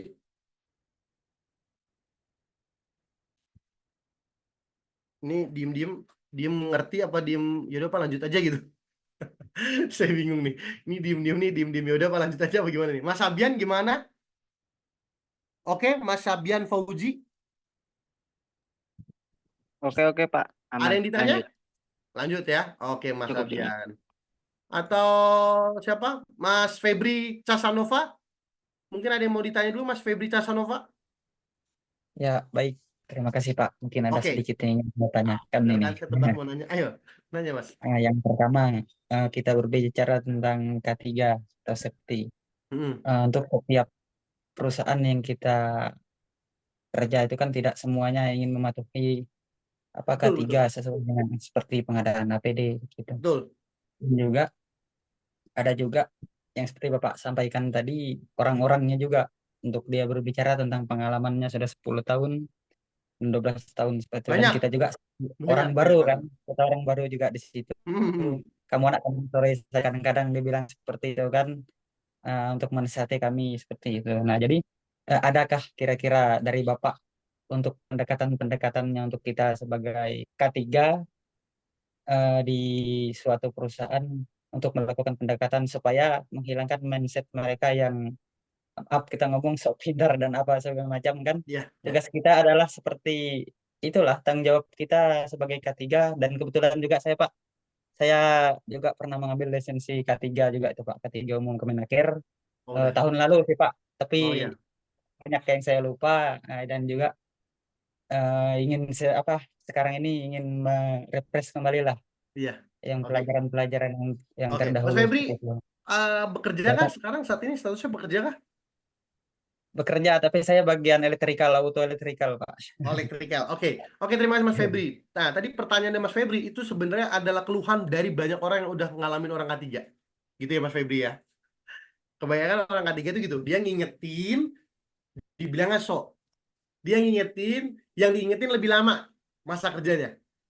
Belum lagi ada beberapa departemen atau bagian yang menganggap apa sih K3 itu memperlambat. Nah, kalau dibilang triknya gimana Pak? Nah, yang pertama saya bilang adalah dipastikan dulu top manajemen ini support terhadap K3. Kalau yang pertama ini udah tidak support, selesai, mending cari tempat kerja baru. Serius saya. Karena susah Mas. Bayangin kita satu di antara ribuan atau ratusan perilaku buruk. Kita malah cuma dapat dosanya. Tanggung jawab moral dan moralnya doang yang kita tanggung. Kalau ada apa-apa ya mau nggak mau saya nanggung deh karena saya K3-nya. tapi saya tidak bisa berbuat apa-apa. Kalau belum punya kapasitas menjelaskan kepada manajemen pentingnya K3, minimal kita lakukan apa yang bisa kita lakukan. Training misalkan, memberikan informasi dan lain-lain, memberikan gambaran poster, dan salah satu cara yang paling efektif adalah memberikan bukti-bukti foto seperti itu. Jadi pastiin dulu manajemennya mendukung, Mas. Yang kedua adalah komunikasi. Di awal tadi saya bilang, saya pengen banget kenal, akhirnya ternyata dari beberapa daerah tertentu banyak. Kalau udah ngomong ke komunikasi, itu akan balik ke kualitas diri masing-masing. Atau ngomong ke pengalaman masing-masing. Jadi komunikasi di dalam dunia K3 itu penting. Gimana cara kita negur, karakter pekerja yang ini kayak gimana, itu penting. Makanya harus dijelaskan bahwa tar dulu deh, kalau lo mikir saya ini di sini cuma buat memperibetkan kalian, itu salah gitu. Karena saya datang ke sini itu untuk menjelaskan K3 itu seperti apa. Yang saya butuhin cuma selamat dan lain-lain. Kalau masing-masing komunikasi caranya saya balikin ke teman-teman. Tapi persuasif dan juga terus-terusan masif untuk diomongin itu perlu terus dilakuin. Jadi jangan pernah bosen. Cara ngomong itu kan setiap orang beda-beda ya. Kadang ngomong ke 1, 2, 3, itu orang beda-beda itu karakter untuk diomongnya. Nah itu kita harus kualisain dulu atau bisa kenal dia dulu. Yang ketiga, kalau udah mentok nggak bisa cara ngomong, biasain main punishment. Punishment ini harus disupport sama HRD biasanya. Punishment itu gimana Pak maksudnya? Ya punishment biasa standar. Kalau lo nggak nurut, ya lo mau nggak mau lo harus dapat hukuman atau dapat teguran dan lain-lain. Karena ada karakter manusia yang harus dibenturkan dengan hukuman baru dia taat. Tapi tidak menutup kemungkinan ketika dia keluar dari area yang beraturan, akhirnya dia balik lagi kualitas pekerja kebiasaannya. Makanya kenapa yang disentuh adalah mindsetnya dulu, perilakunya dulu. Bukan dia dibenturkan dengan hukum-hukum atau punishment-punishment. Jadi sebenarnya yang pertama Mas, pastiin dulu top manajemen dukung. Kalau yang kedua yaitu adalah komunikasi itu mesti terus-terusan masif. Cara menjelaskan kepada manajemen untuk disupport adalah bilang kalau K3 itu adalah investasi. Bayangkan kalau misalkan perusahaan kehilangan orang yang sudah berpengalaman karena kecelakaan dan lain-lain, berapa butuh waktu lama lagi untuk mendapatkan orang seperti itu. Yang skillnya sama, yang kebiasaan dan sudah tahu cara bekerja yang baik dan benar di tempat itu sama. Itu bisa agak lama. Jadi jelasin dulu kalau top manajemen, kalau memang safety itu investasi, bukan budget doang. Itu penting. Yang kedua komunikasi ya Mas. Yang ketiga barulah melakukan teguran dengan bentuk punishment. Gitu Mas Febri. Kurang lebih sederhananya 3 poin itu sih Mas Febri yang biasanya perlu kita lakuin. Memang kesannya capek. Saya tahu banget kesannya capek banget untuk memastikan dan merubah mindset itu capek banget. Karena itu nggak butuh 1 kali 2 kali teguran, nggak bisa itu ditegurin 1 kali 2 kali. Memang harus terus-terusan diingetin dan diberikan beberapa contoh. Nah tadi saya bilang salah satu program yang mungkin bisa dilakuin adalah training seperti ini, sharing session, dan juga memberikan reward. Kalau teman-teman berani melakukan punishment, harus memberikan reward juga untuk beberapa orang yang berperilaku baik biar dia ngerasa juga dihargain. Walaupun sebenarnya murni K3 itu buat kepentingan mereka atau buat kebutuhan mereka. Gitu Mas Febri. Semoga terjawab ya Mas Febri Casanova. Baik, terima kasih Pak. Lumayan cukup jelas. Ya, oke. Teman-teman, mohon maaf pertanyaan di hold dulu karena saya perlu menjelaskan materi lagi. Ini baru kita masuk ke K3 konstruksi ya. Oke, ini adalah K3, ini sama tadi. Nah, ini adalah dasar hukum kebijakan K3 konstruksi. Nah, ini tadi saya di awal bilang kan, setiap bagian dari K3 itu pasti punya dasar hukumnya sendiri. Nah, ini contoh kalau dasar hukum tentang K3 konstruksi. Ada tuh di Undang-Undang Nomor 2 Tahun 2017. Undang-undang ini menegaskan pentingnya penerapan K3 dalam jasa konstruksi. Semua pihak terkait terlibat di proyek konstruksi harus mematuhi aturan K3 konstruksi. Yang ngomong bukan saya, yang ngomong bukan Dinas Tenaga Kerjaan. Yang ngomong adalah undang-undang yang berlaku di negara ini. Jadi kalau ada perusahaan misalkan tadi, perusahaannya nggak support dan lain-lain, pastikan dulu perusahaannya tahu kalau ada aturan ini. Kalau kita nggak sanggup untuk memberikan gebrakan kepada perusahaan karena perusahaan tidak mensupport, teman-teman bisa melaporkan ke dinas terkait tenaga kerjaan. Bukan jadi cepu, bukan. Tapi biar apa? Biar perilaku perusahaan menyelamatkan banyak orang di situ. Kebanyakan perusahaan yang tidak menjalankan ini biasanya nantinya akan dapat teguran dari dinas terkait. Gitu. Terus ada yang namanya Peraturan Menteri Pekerjaan Umum ya. Perumahan Rakyat nomor 2 tahun 2018. Itu peraturan ini membahas mengenai perubahan atas Peraturan Menteri Pekerjaan Umum 2014 tentang pedoman sistem manajemen K3. Nah, jadi kalau di dalam dunia K3 konstruksi itu teman-teman nanti tidak akan asing dengan namanya SMK3, sistem manajemen K3. Sistem manajemen K3 itu akan membahas semua tentang mulai dari perencanaan, pencapaian, pengelolaan, sampai mereview bagaimana kualitas K3 berjalan. Begitu teman-teman.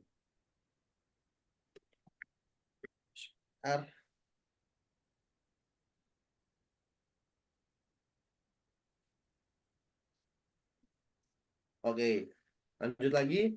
Lalu ada yang namanya PP nomor 5 tahun 2012, itu tentang SMK 3. Ini salah satu screenshot yang baru dari pagi saya ambil.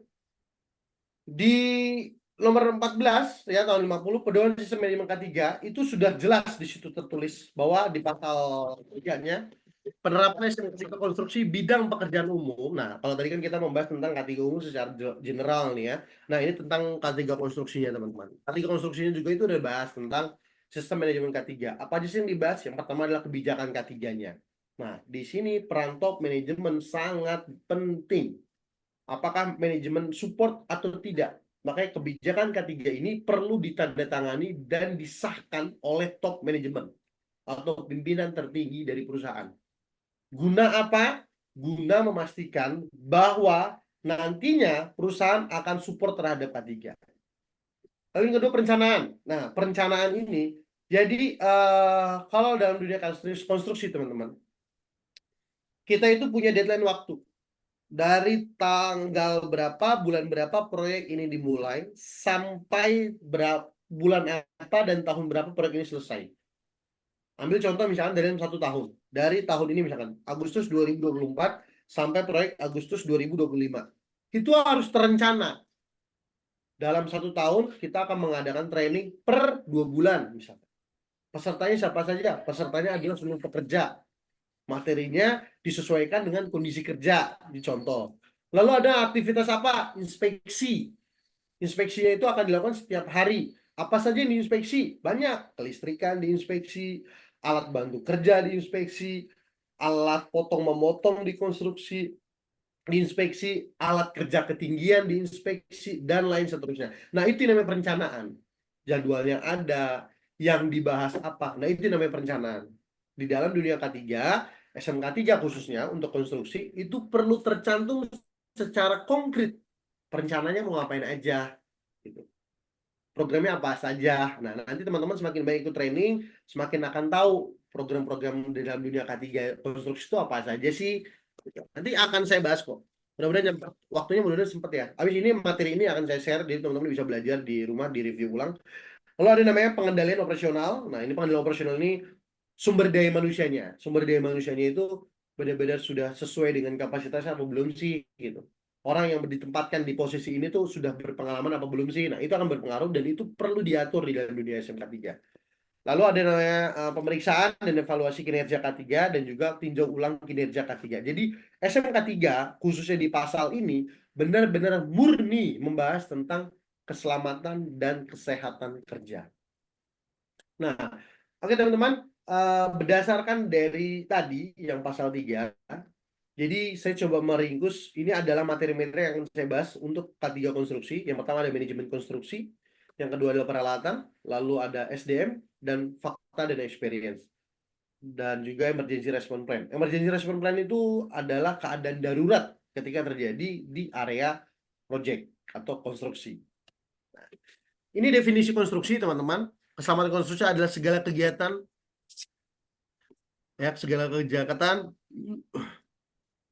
keteknikan untuk mendukung pekerjaan konstruksi dan mewujudkan pemenuhan pemenuhan standar keamanan, keselamatan, dan kesehatan kerja dan berkelanjutan yang menjamin keselamatan kerja.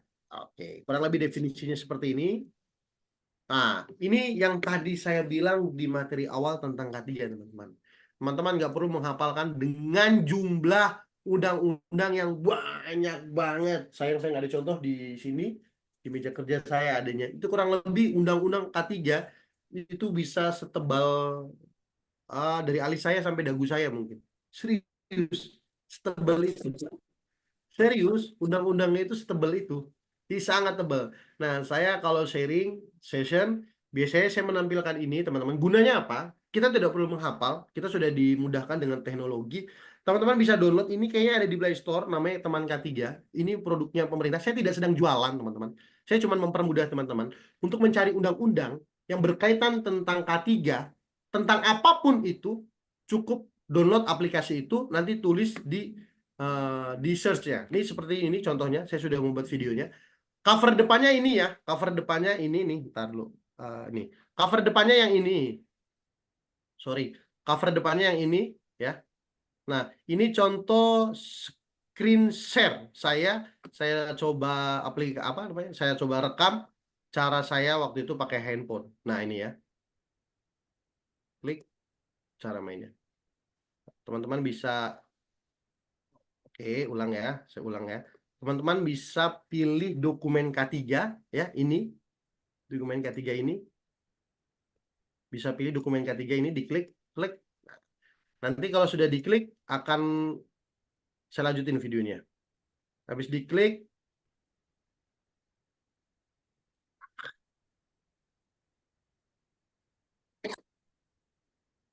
bentar.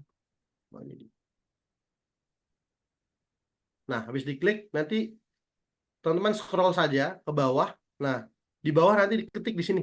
Contoh nih, konstruksi. Nanti teman-teman klik cari, hasil pencarian diklik. Nah, itu banyak tuh. Jadi gitu doang tuh. Ya, jadi tadi ya tuh kan banyak tuh kan tata cara teman K3, PJK3, hasil pencarian. Nah, di situ. Teman-teman buka saja, nanti download saja aplikasinya, namanya aplikasi Teman K3. Udah gitu nanti teman-teman bisa download. Nah, ini ya saya stop ya. Nah, ini di dokumen K3 teman-teman klik, habis klik dokumen K3, diklik, nanti keluar tampilan seperti ini. Nah, keluar tampilan seperti ini otomatis teman-teman jangan klik dulu, scroll dulu ke bawah. Nah, nanti scroll ke bawah tampilan seperti ini teman-teman. Udah keluar tampilan seperti ini, ketik di tulisan tentang. Nah, ini contoh apa yang mau kita cari. Di sini saya ngasih contoh konstruksi. Habis klik konstruksi, ketik cari. Nah, nanti keluar seperti ini. Pas keluar seperti ini, teman-teman klik hasil pencarian. Nah, nanti keluar tuh. Semua undang-undang peraturan, entah itu permen, entah itu undang-undang negara, entah itu apapun itu yang berkaitan di negara kita, itu aturannya ada di sini. Jadi teman-teman nggak perlu ngapal nih. Terus misalkan contoh nanti teman-teman mau belajar tentang apa? Alat pemadam api ringan ya, pencegah kebakaran. Diklik aja di situ. Kebakaran. Nah, yang berkaitan tentang kebakaran, semua undang-undangnya akan keluar di situ. Nah, makanya kenapa saya coba mempermudah. Saya tidak begitu banyak ngambil ini akhirnya ngambil beberapa crop-cropan dari beberapa undang-undang berkaitan karena menurut saya lebih baik saya nge-share seperti ini. Jadi teman-teman nanti tidak perlu dihafal, tinggal dicari saja undang-undang yang berkaitan tentang nanti kalau teman-teman kerja, teman-teman butuh soalnya. Setiap instruksi yang dikeluarkan oleh orang K3 itu harus memiliki dasar. Dasarnya apa? Dasarnya undang-undang. Dari mana bisa hafal, dari mana bisa tahu? Dari teman-teman cari di sini. Oke, jadi kita tidak perlu menghafal karena kalau hafal banyak banget itu. Oke, selanjutnya ini adalah manajemen konstruksi, teman-teman. Di dalam manajemen konstruksi itu kita perlu yang pertama adalah membuat kebijakan K3. Ini akan balik lagi ke tadi pertanyaan Mas Febri ya. Gimana Pak? Semua kuncinya itu di kebijakan. Top manajemen itu harus mendukung kebijakan K3 berlangsung atau berjalan di perusahaan. Lalu yang kedua adalah pemenuhan peraturan, ya biar pastikan bahwa peraturan itu berjalan. Lalu ada prosedur K3L, ya prosedur K3L itu nantinya akan dibuat sesuai dengan kebutuhan yang berjalan di perusahaan. Lalu ada yang namanya HSE Plan. Nah ini murni kualitas kemampuan berpikir kita akan ditaruh di sini. Jadi kalau tadi di pasal 3 Undang-Undang SMK 3 itu ada yang namanya perencanaan. Ini namanya HSE Plan. Jadi rencana HSE mau ngapain aja itu ditaruhnya di sini, teman-teman. Nanti karena kita akan bahas. Lalu pelaksanaan. Jadi dari perencanaan tadi, dari HSE Plan, ini tadi ya, teman-teman. Dari HSE Plan ini tadi, itu habis itu dilakukan pelaksanaannya. Setelah dilakukan pelaksanaannya akan diaudit. Diauditnya oleh siapa? 2 faktor. Ada yang namanya faktor audit internal sama audit eksternal. Kalau audit internal biasanya itu atasan kita aja atau holding atau perusahaan pusat yang mengaudit perusahaan kita. Itu biasa audit internal dikenal seperti itu. Atau audit yang dilakukan oleh teman rekanan kantor ke departemen lain, itu biasa audit internal. Kalau eksternal itu biasa pihak luar. Siapa saja? Misalkan ada dari dinas terkait, ada dari investor. Nah, itu biasa dilakukan oleh audit namanya audit eksternal. Setelah dari audit eksternal itu nanti ada namanya manajemen review. Manajemen review ini adalah akan menyimpulkan dari kualitas perjalanan audit selama ini dan perjalanan sistem manajemen K3 di perusahaan teman-teman. Apakah sudah berjalan dengan baik atau belum? Nah, di manajemen review ini. Gitu, teman-teman. Oke, saya akan buka satu-satu. Ini kebijakan K3L. Nah, kebijakan definisinya, saya rasa tidak perlu definisinya. Karena hampir rata-rata kebijakan K3 adalah kebijakan yang dibuat guna mencegah luka terjadi kecelakaan. Intinya perusahaan buat peraturan, buat kebijakan yang ditandatangani oleh top manajemen yang menandakan bahwa dia akan menjalankan sistem manajemen K3. Itu namanya kebijakan. Contohnya seperti apa, Pak? Nah, ini adalah undang-undang dasar hukum yang mendukungnya. Nanti saya share ke teman-teman presentasi ini. Contohnya seperti ini, teman-teman. Nah, ini contohnya. Jadi saya langsung ke konkretnya aja ya. Jadi ini biasanya nama perusahaan, ada logo K3, logo perusahaan, terus dibuat kami berkomitmen untuk membangun lingkungan kerja bla bla bla bla. Nah, ini dibuat sesuai dengan kebijakan perusahaan masing-masing.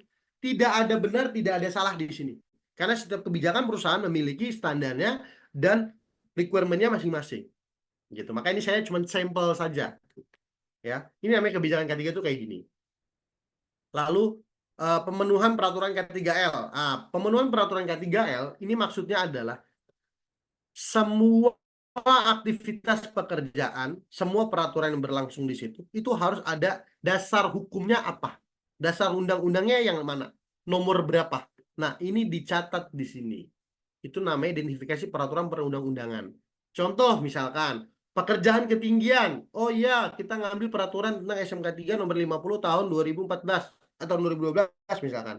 Ketinggian itu yang masuk ke dalam kategori bekerja ketinggian itu orang yang bekerja di atas 1,8 meter. Itu udah diidentifikasi sebagai area kerja ketinggian. Oke, itu ada di mana? Ada di Undang-Undang nomor 50, ditulis. Jadi semua peraturan akhirnya punya backingan dasar undang-undang. Nah, itu yang namanya prosedur undang-undang. Dari mana, Pak, ngambilnya? Saya tahu tentang ini. Ya dari yang tadi aplikasi itu mempermudah banget. Daripada buka buku satu-satu, dicari banyak banget. Nah, itu. Kalau cari di aplikasi Teman K3, memang pemerintah menciptakan aplikasi itu untuk kita bisa baca itu lebih gampang. Mencarinya lebih gampang. Karena kalau bener-bener ngeliat bukunya itu tebel banget, asli tebel, parah itu, bantal itu. Lalu ini adalah prosedur, teman-teman, standar. Prosedur ini biasanya dibuat sesuai dengan kebutuhan, karena ada yang namanya prosedur, ada IL kerja atau standar K3 atau form K3. Jadi saya mengatakan sekali lagi, tidak semua perusahaan memiliki manual prosedur instruksi kerja standar form K3. Tidak semua memiliki. Tapi setidaknya teman-teman tahu gambaran. Nanti untuk prosedur itu apa saja yang dicantumkan. Nah, ini tentang manual K3, prosedur K3, instruksi kerja K3, standar K3-nya, dan juga form-form berkaitan.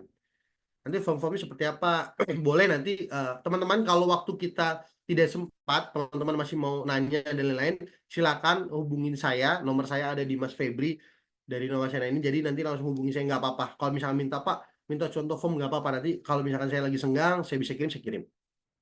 Ini contohnya, teman-teman, prosedur-prosedur yang perlu dibuka.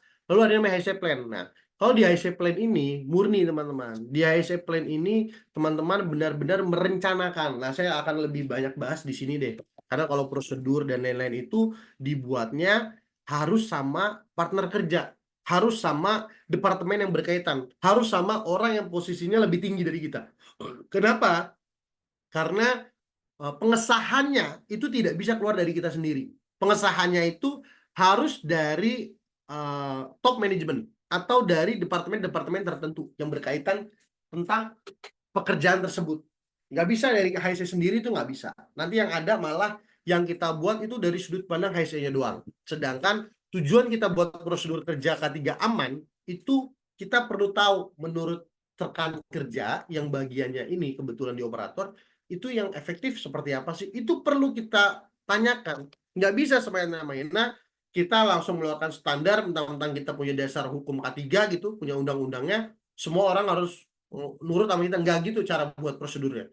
Cara buat prosedurnya itu duduk bareng dengan orang yang berkaitan di departemen atau pekerjaan tersebut, terus dibuat rencananya mau kayak gimana, prosedurnya gimana, berapa lama, dan lain-lain. Jadi untuk membuat prosedur ini tidak bisa sewenang-wenang hanya satu pihak saja, orang nggak bisa. Kecuali form, mungkin kalau form iya, form ini orang K3 murni yang buat. HSE Plan, di dalam HSE Plan, teman-teman itu harus buat banyak.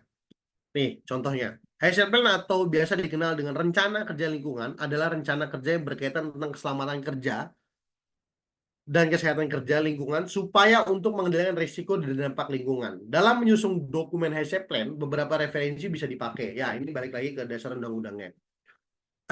Bagian pertama biasanya tentang pendahuluan meliputi tujuan. Ya, tujuan. HSE Plan itu harus ada tujuan. Tujuannya itu apa dan lain-lain gitu ya. Coba skip bagian kedua slow. Bagian ketiga itu, nah, pada dasarnya di bagian ketiga ini adalah bagian paling penting di dalam penyusunan HSE Plan, teman-teman. Yang pertama adalah kepemimpinan dan komitmen, di mana program-program tersebut harus disupport oleh top manajemen. Makanya ada kata-kata kepemimpinan. Jadi dipastikan bahwa program tersebut sudah dapat approve dari petinggi teman-teman. Jadi nanti orang yang berpartisipasi itu sudah tidak bisa mengelak karena pimpinan sudah menginstruksikan untuk program ini berjalan. Lalu yang kedua, kebijakan dan sasaran strategisnya. Jadi tujuan program ini jalankan apa? Contohnya kita sampel satu ada training. Training, salah satu program. Pastikan training ini disahkan oleh pemimpin kalian atau petinggi perusahaan. Nanti teman-teman jelasin, emang gunanya training apa? Ya ini Pak, karena banyak di pekerja kita itu yang masih belum memahami pentingnya K3. Mereka masih menganggap bahwa suatu aktivitas pekerjaan ya seperti aktivitas biasanya bagaimana orang mencari kerja atau melakukan aktivitas pekerjaan. Padahal di situ ada sumber bahaya yang berpotensi menyebabkan kecelakaan. Nah, nanti isi trainingnya itu kita akan bahas di bagian ini, departemen ini, itu apa saja sih bahayanya, bagaimana sih cara pengendaliannya, bagaimana sih penanganannya. Nah, nanti training itu akan menjelaskan part per part atau bagian per bagian untuk menghindari atau meminimalisir agar tidak terjadi kecelakaan. Nah, kayak gitu.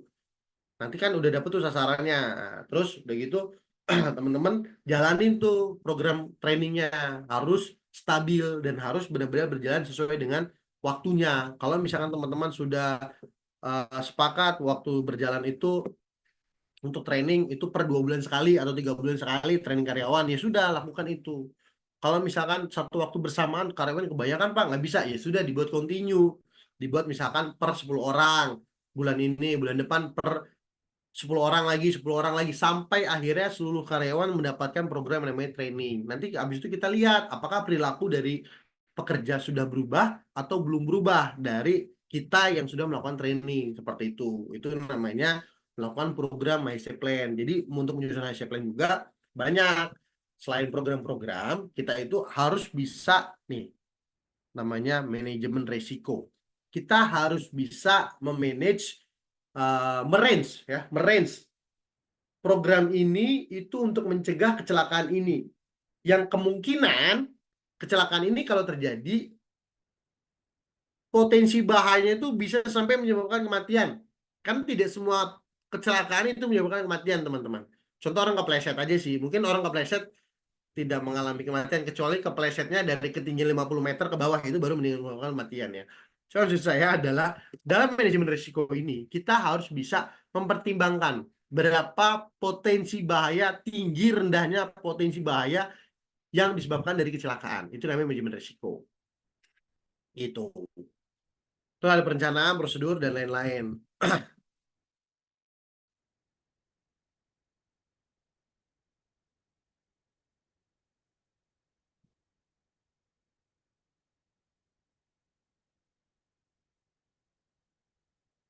Oke, lanjut. Habis HC Plan ya. Di HC Plan ini teman-teman harus tahu programnya apa saja yang mau ditulis. Program training, program inspeksi, program lain-lainnya. Itu perlu ditulis dan perlu dokumentasikan biar teman-teman tahu besok pagi gue mau ngerjain apa nih. Besok pagi saya mau ngerjain apa. Nah, kalau ada HC Plan-nya, programnya jelas. Jadi enak, udah tinggal jalan. Karena programnya sudah jelas. Jadi nanti tinggal berjalan aja. Nah, ini tentang HC Plan teman-teman. Kurang lebih HC Plan itu teman-teman naruh program, deadline-nya kapan, masa waktu berjalannya kapan, dan sasaran program ini diberikan kepada siapa. Gitu. Lalu ada namanya pelaksanaan. Nah, pelaksanaan ini adalah tumpahan dari HC Plan teman-teman tadi. Jadi di HC Plan itu teman-teman sudah menuliskan banyak gitu kegiatan ya, baru dilaksanakan. Habis dilaksanakan itu ada yang namanya contoh apa? Induction, inspeksi, safety patrol, toolbox meeting, training. Ini contoh-contohnya saja ya teman-teman ya. Inilah contoh-contoh beberapa program-program HC Plan yang saya rasa di hampir semua perusahaan standar-standar ini akan ada. Induction itu apa sih? Induction itu memberitahukan atau memberikan arahan utama, memberikan gambaran utama kepada pekerja yang baru bergabung di perusahaan untuk menginformasikan di tempat kerja kamu, area kerja kamu, itu ada potensi bahaya ini. Alat pelindung diri yang perlu kamu gunakan sepanjang pekerjaan itu ini. Tindakan yang perlu dilakukan ketika terjadi kecelakaan itu ini. Itu dilakukan di awal, hari pertama dia bergabung kerja, kita perlu melakukan induction. Guna apa? Guna memastikan biar kita bisa memastikan bahwa seluruh pekerja tidak ada yang luput, tidak diinformasikan tentang bahaya kerja di area kerjanya. Itu namanya induction. Lalu ada yang namanya inspeksi. Inspeksi ini ada yang namanya inspeksi rutin, ada yang inspeksi berkala, ada yang inspeksi tahunan.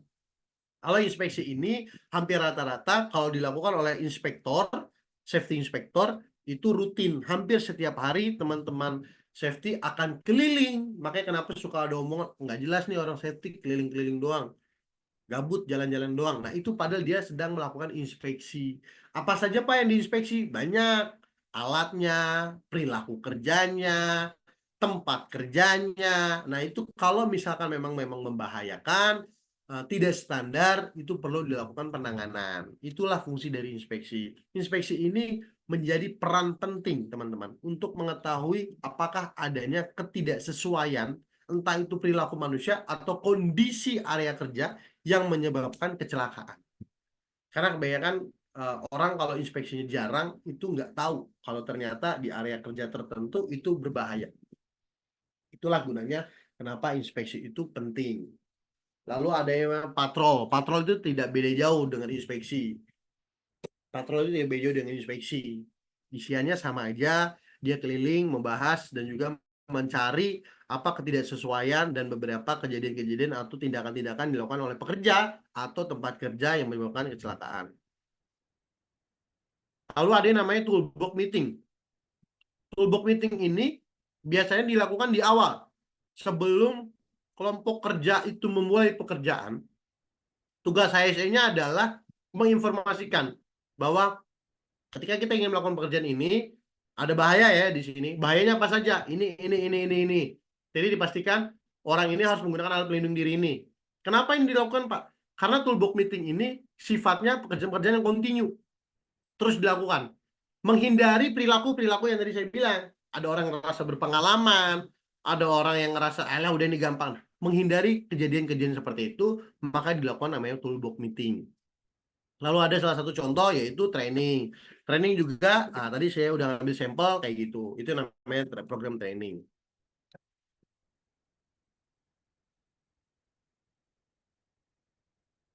Ini adalah safety induction, ya kurang lebih ini yang dibahas. Lalu ada inspeksi. Ya ini saya penting-penting saja karena waktunya sudah 11.57 teman-teman. Inspeksi nanti ini bisa teman-teman baca. Inspeksi adalah pemeriksaan rutin dan berkala terhadap satu objek kegiatan atau departemen biasanya dilakukan oleh petugas setempat yang memiliki keahlian. Yang dicari apa? Unsafe action, unsafe condition. Teman-teman masih ingat kan unsafe action, unsafe condition? Unsafe action itu adalah perilaku yang tidak aman. Unsafe condition itu tempat area kerja yang kondisi yang tidak aman. Ini adalah tujuan-tujuan dilakukan inspeksi, teman-teman. Bisa dibaca sendiri nanti. Terus nyampe toolbox meeting tadi ya. Nah, ini audit, teman-teman. Nah, di dalam audit itu ada yang namanya audit internal dan juga eksternal. Nah, ini tadi saya katakan. Lalu alur audit biasanya seperti ini. Pembukaan audit. Setelah pembukaan, peninjauan dokumen dan data. Jadi di audit itu tidak hanya lapangan biasanya. Dokumen-dokumen yang berkaitan tentang administrasi, prosedur, bukti-bukti kegiatan itu dicek. Dokumennya ada nggak? Coba dicek. Audit, dari itu direkap. Informasi temuan audit itu disampaikan karena guna memperbaiki apa yang kurang, bukan mencari sebuah kesalahan, tapi guna memenuhi apa yang kurang agar tidak terjadi kecelakaan dan tindak lanjutnya seperti apa. Manajemen review, teman-teman, pada dasarnya manajemen review itu untuk namanya PDCA, ya.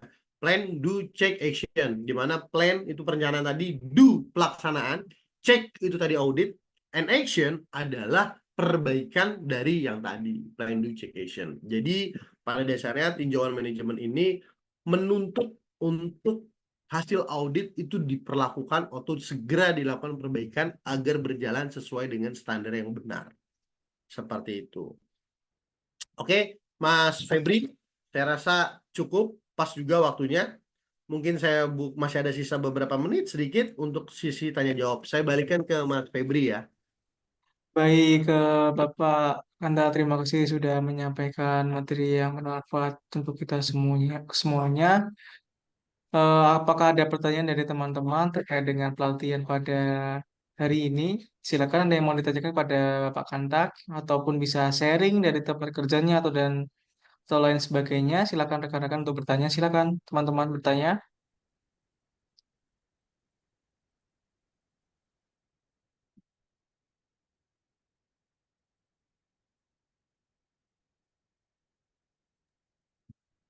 Jika ada yang kurang paham bisa ditanyakan kepada Bapak Kanta. Silakan rekan-rekan.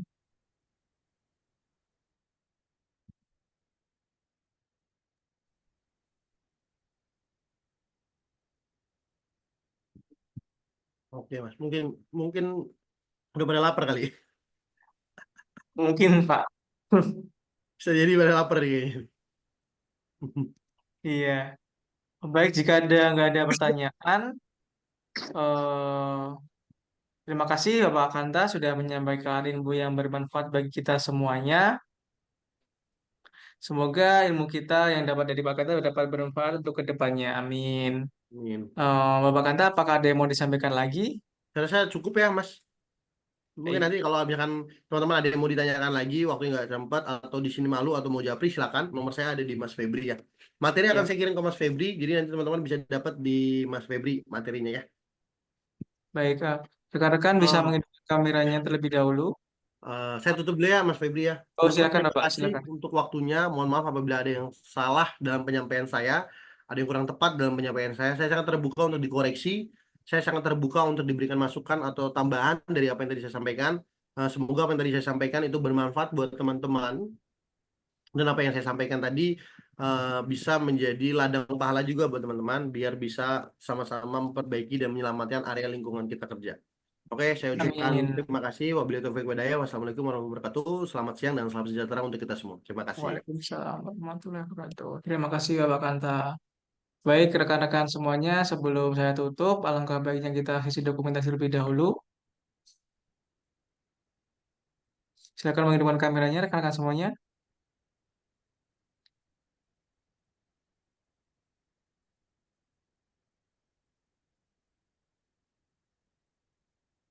Baik, untuk fotonya seperti biasa ya. Salam K3 ya rekan-rekan semuanya. Baik, 1, 2, 3. Baik, terima kasih. Terima kasih Bapak Kanta, terima kasih teman-teman semuanya. Ya. Terkait dengan pelatihan-pelatihan yang lain, teman-teman, kita ada beberapa pelatihan. Tadi sudah disampaikan oleh Bapak Kanta, ada pelatihan Kemenaker maupun BNSP. Jika teman-teman ingin memperdalam ilmu mengenai K3 yang telah disampaikan oleh Bapak Kanta tadi, bisa menghubungi admin kami. Kami ada beberapa pelatihan juga, nanti ada jadwal-jadwal yang akan kami adakan. Nanti bisa menghubungi admin kami ya. Tentunya dengan ada beberapa potongan harga untuk khusus untuk teman-teman yang telah mengikuti pelatihan pada siang hari ini. Baik, saya tutup pada pelatihan pada hari ini. Wassalamualaikum warahmatullahi wabarakatuh. Selamat siang, sampai jumpa kembali rekan-rekan semuanya. Terima kasih. Waalaikumsalam warahmatullahi wabarakatuh. Terima kasih juga.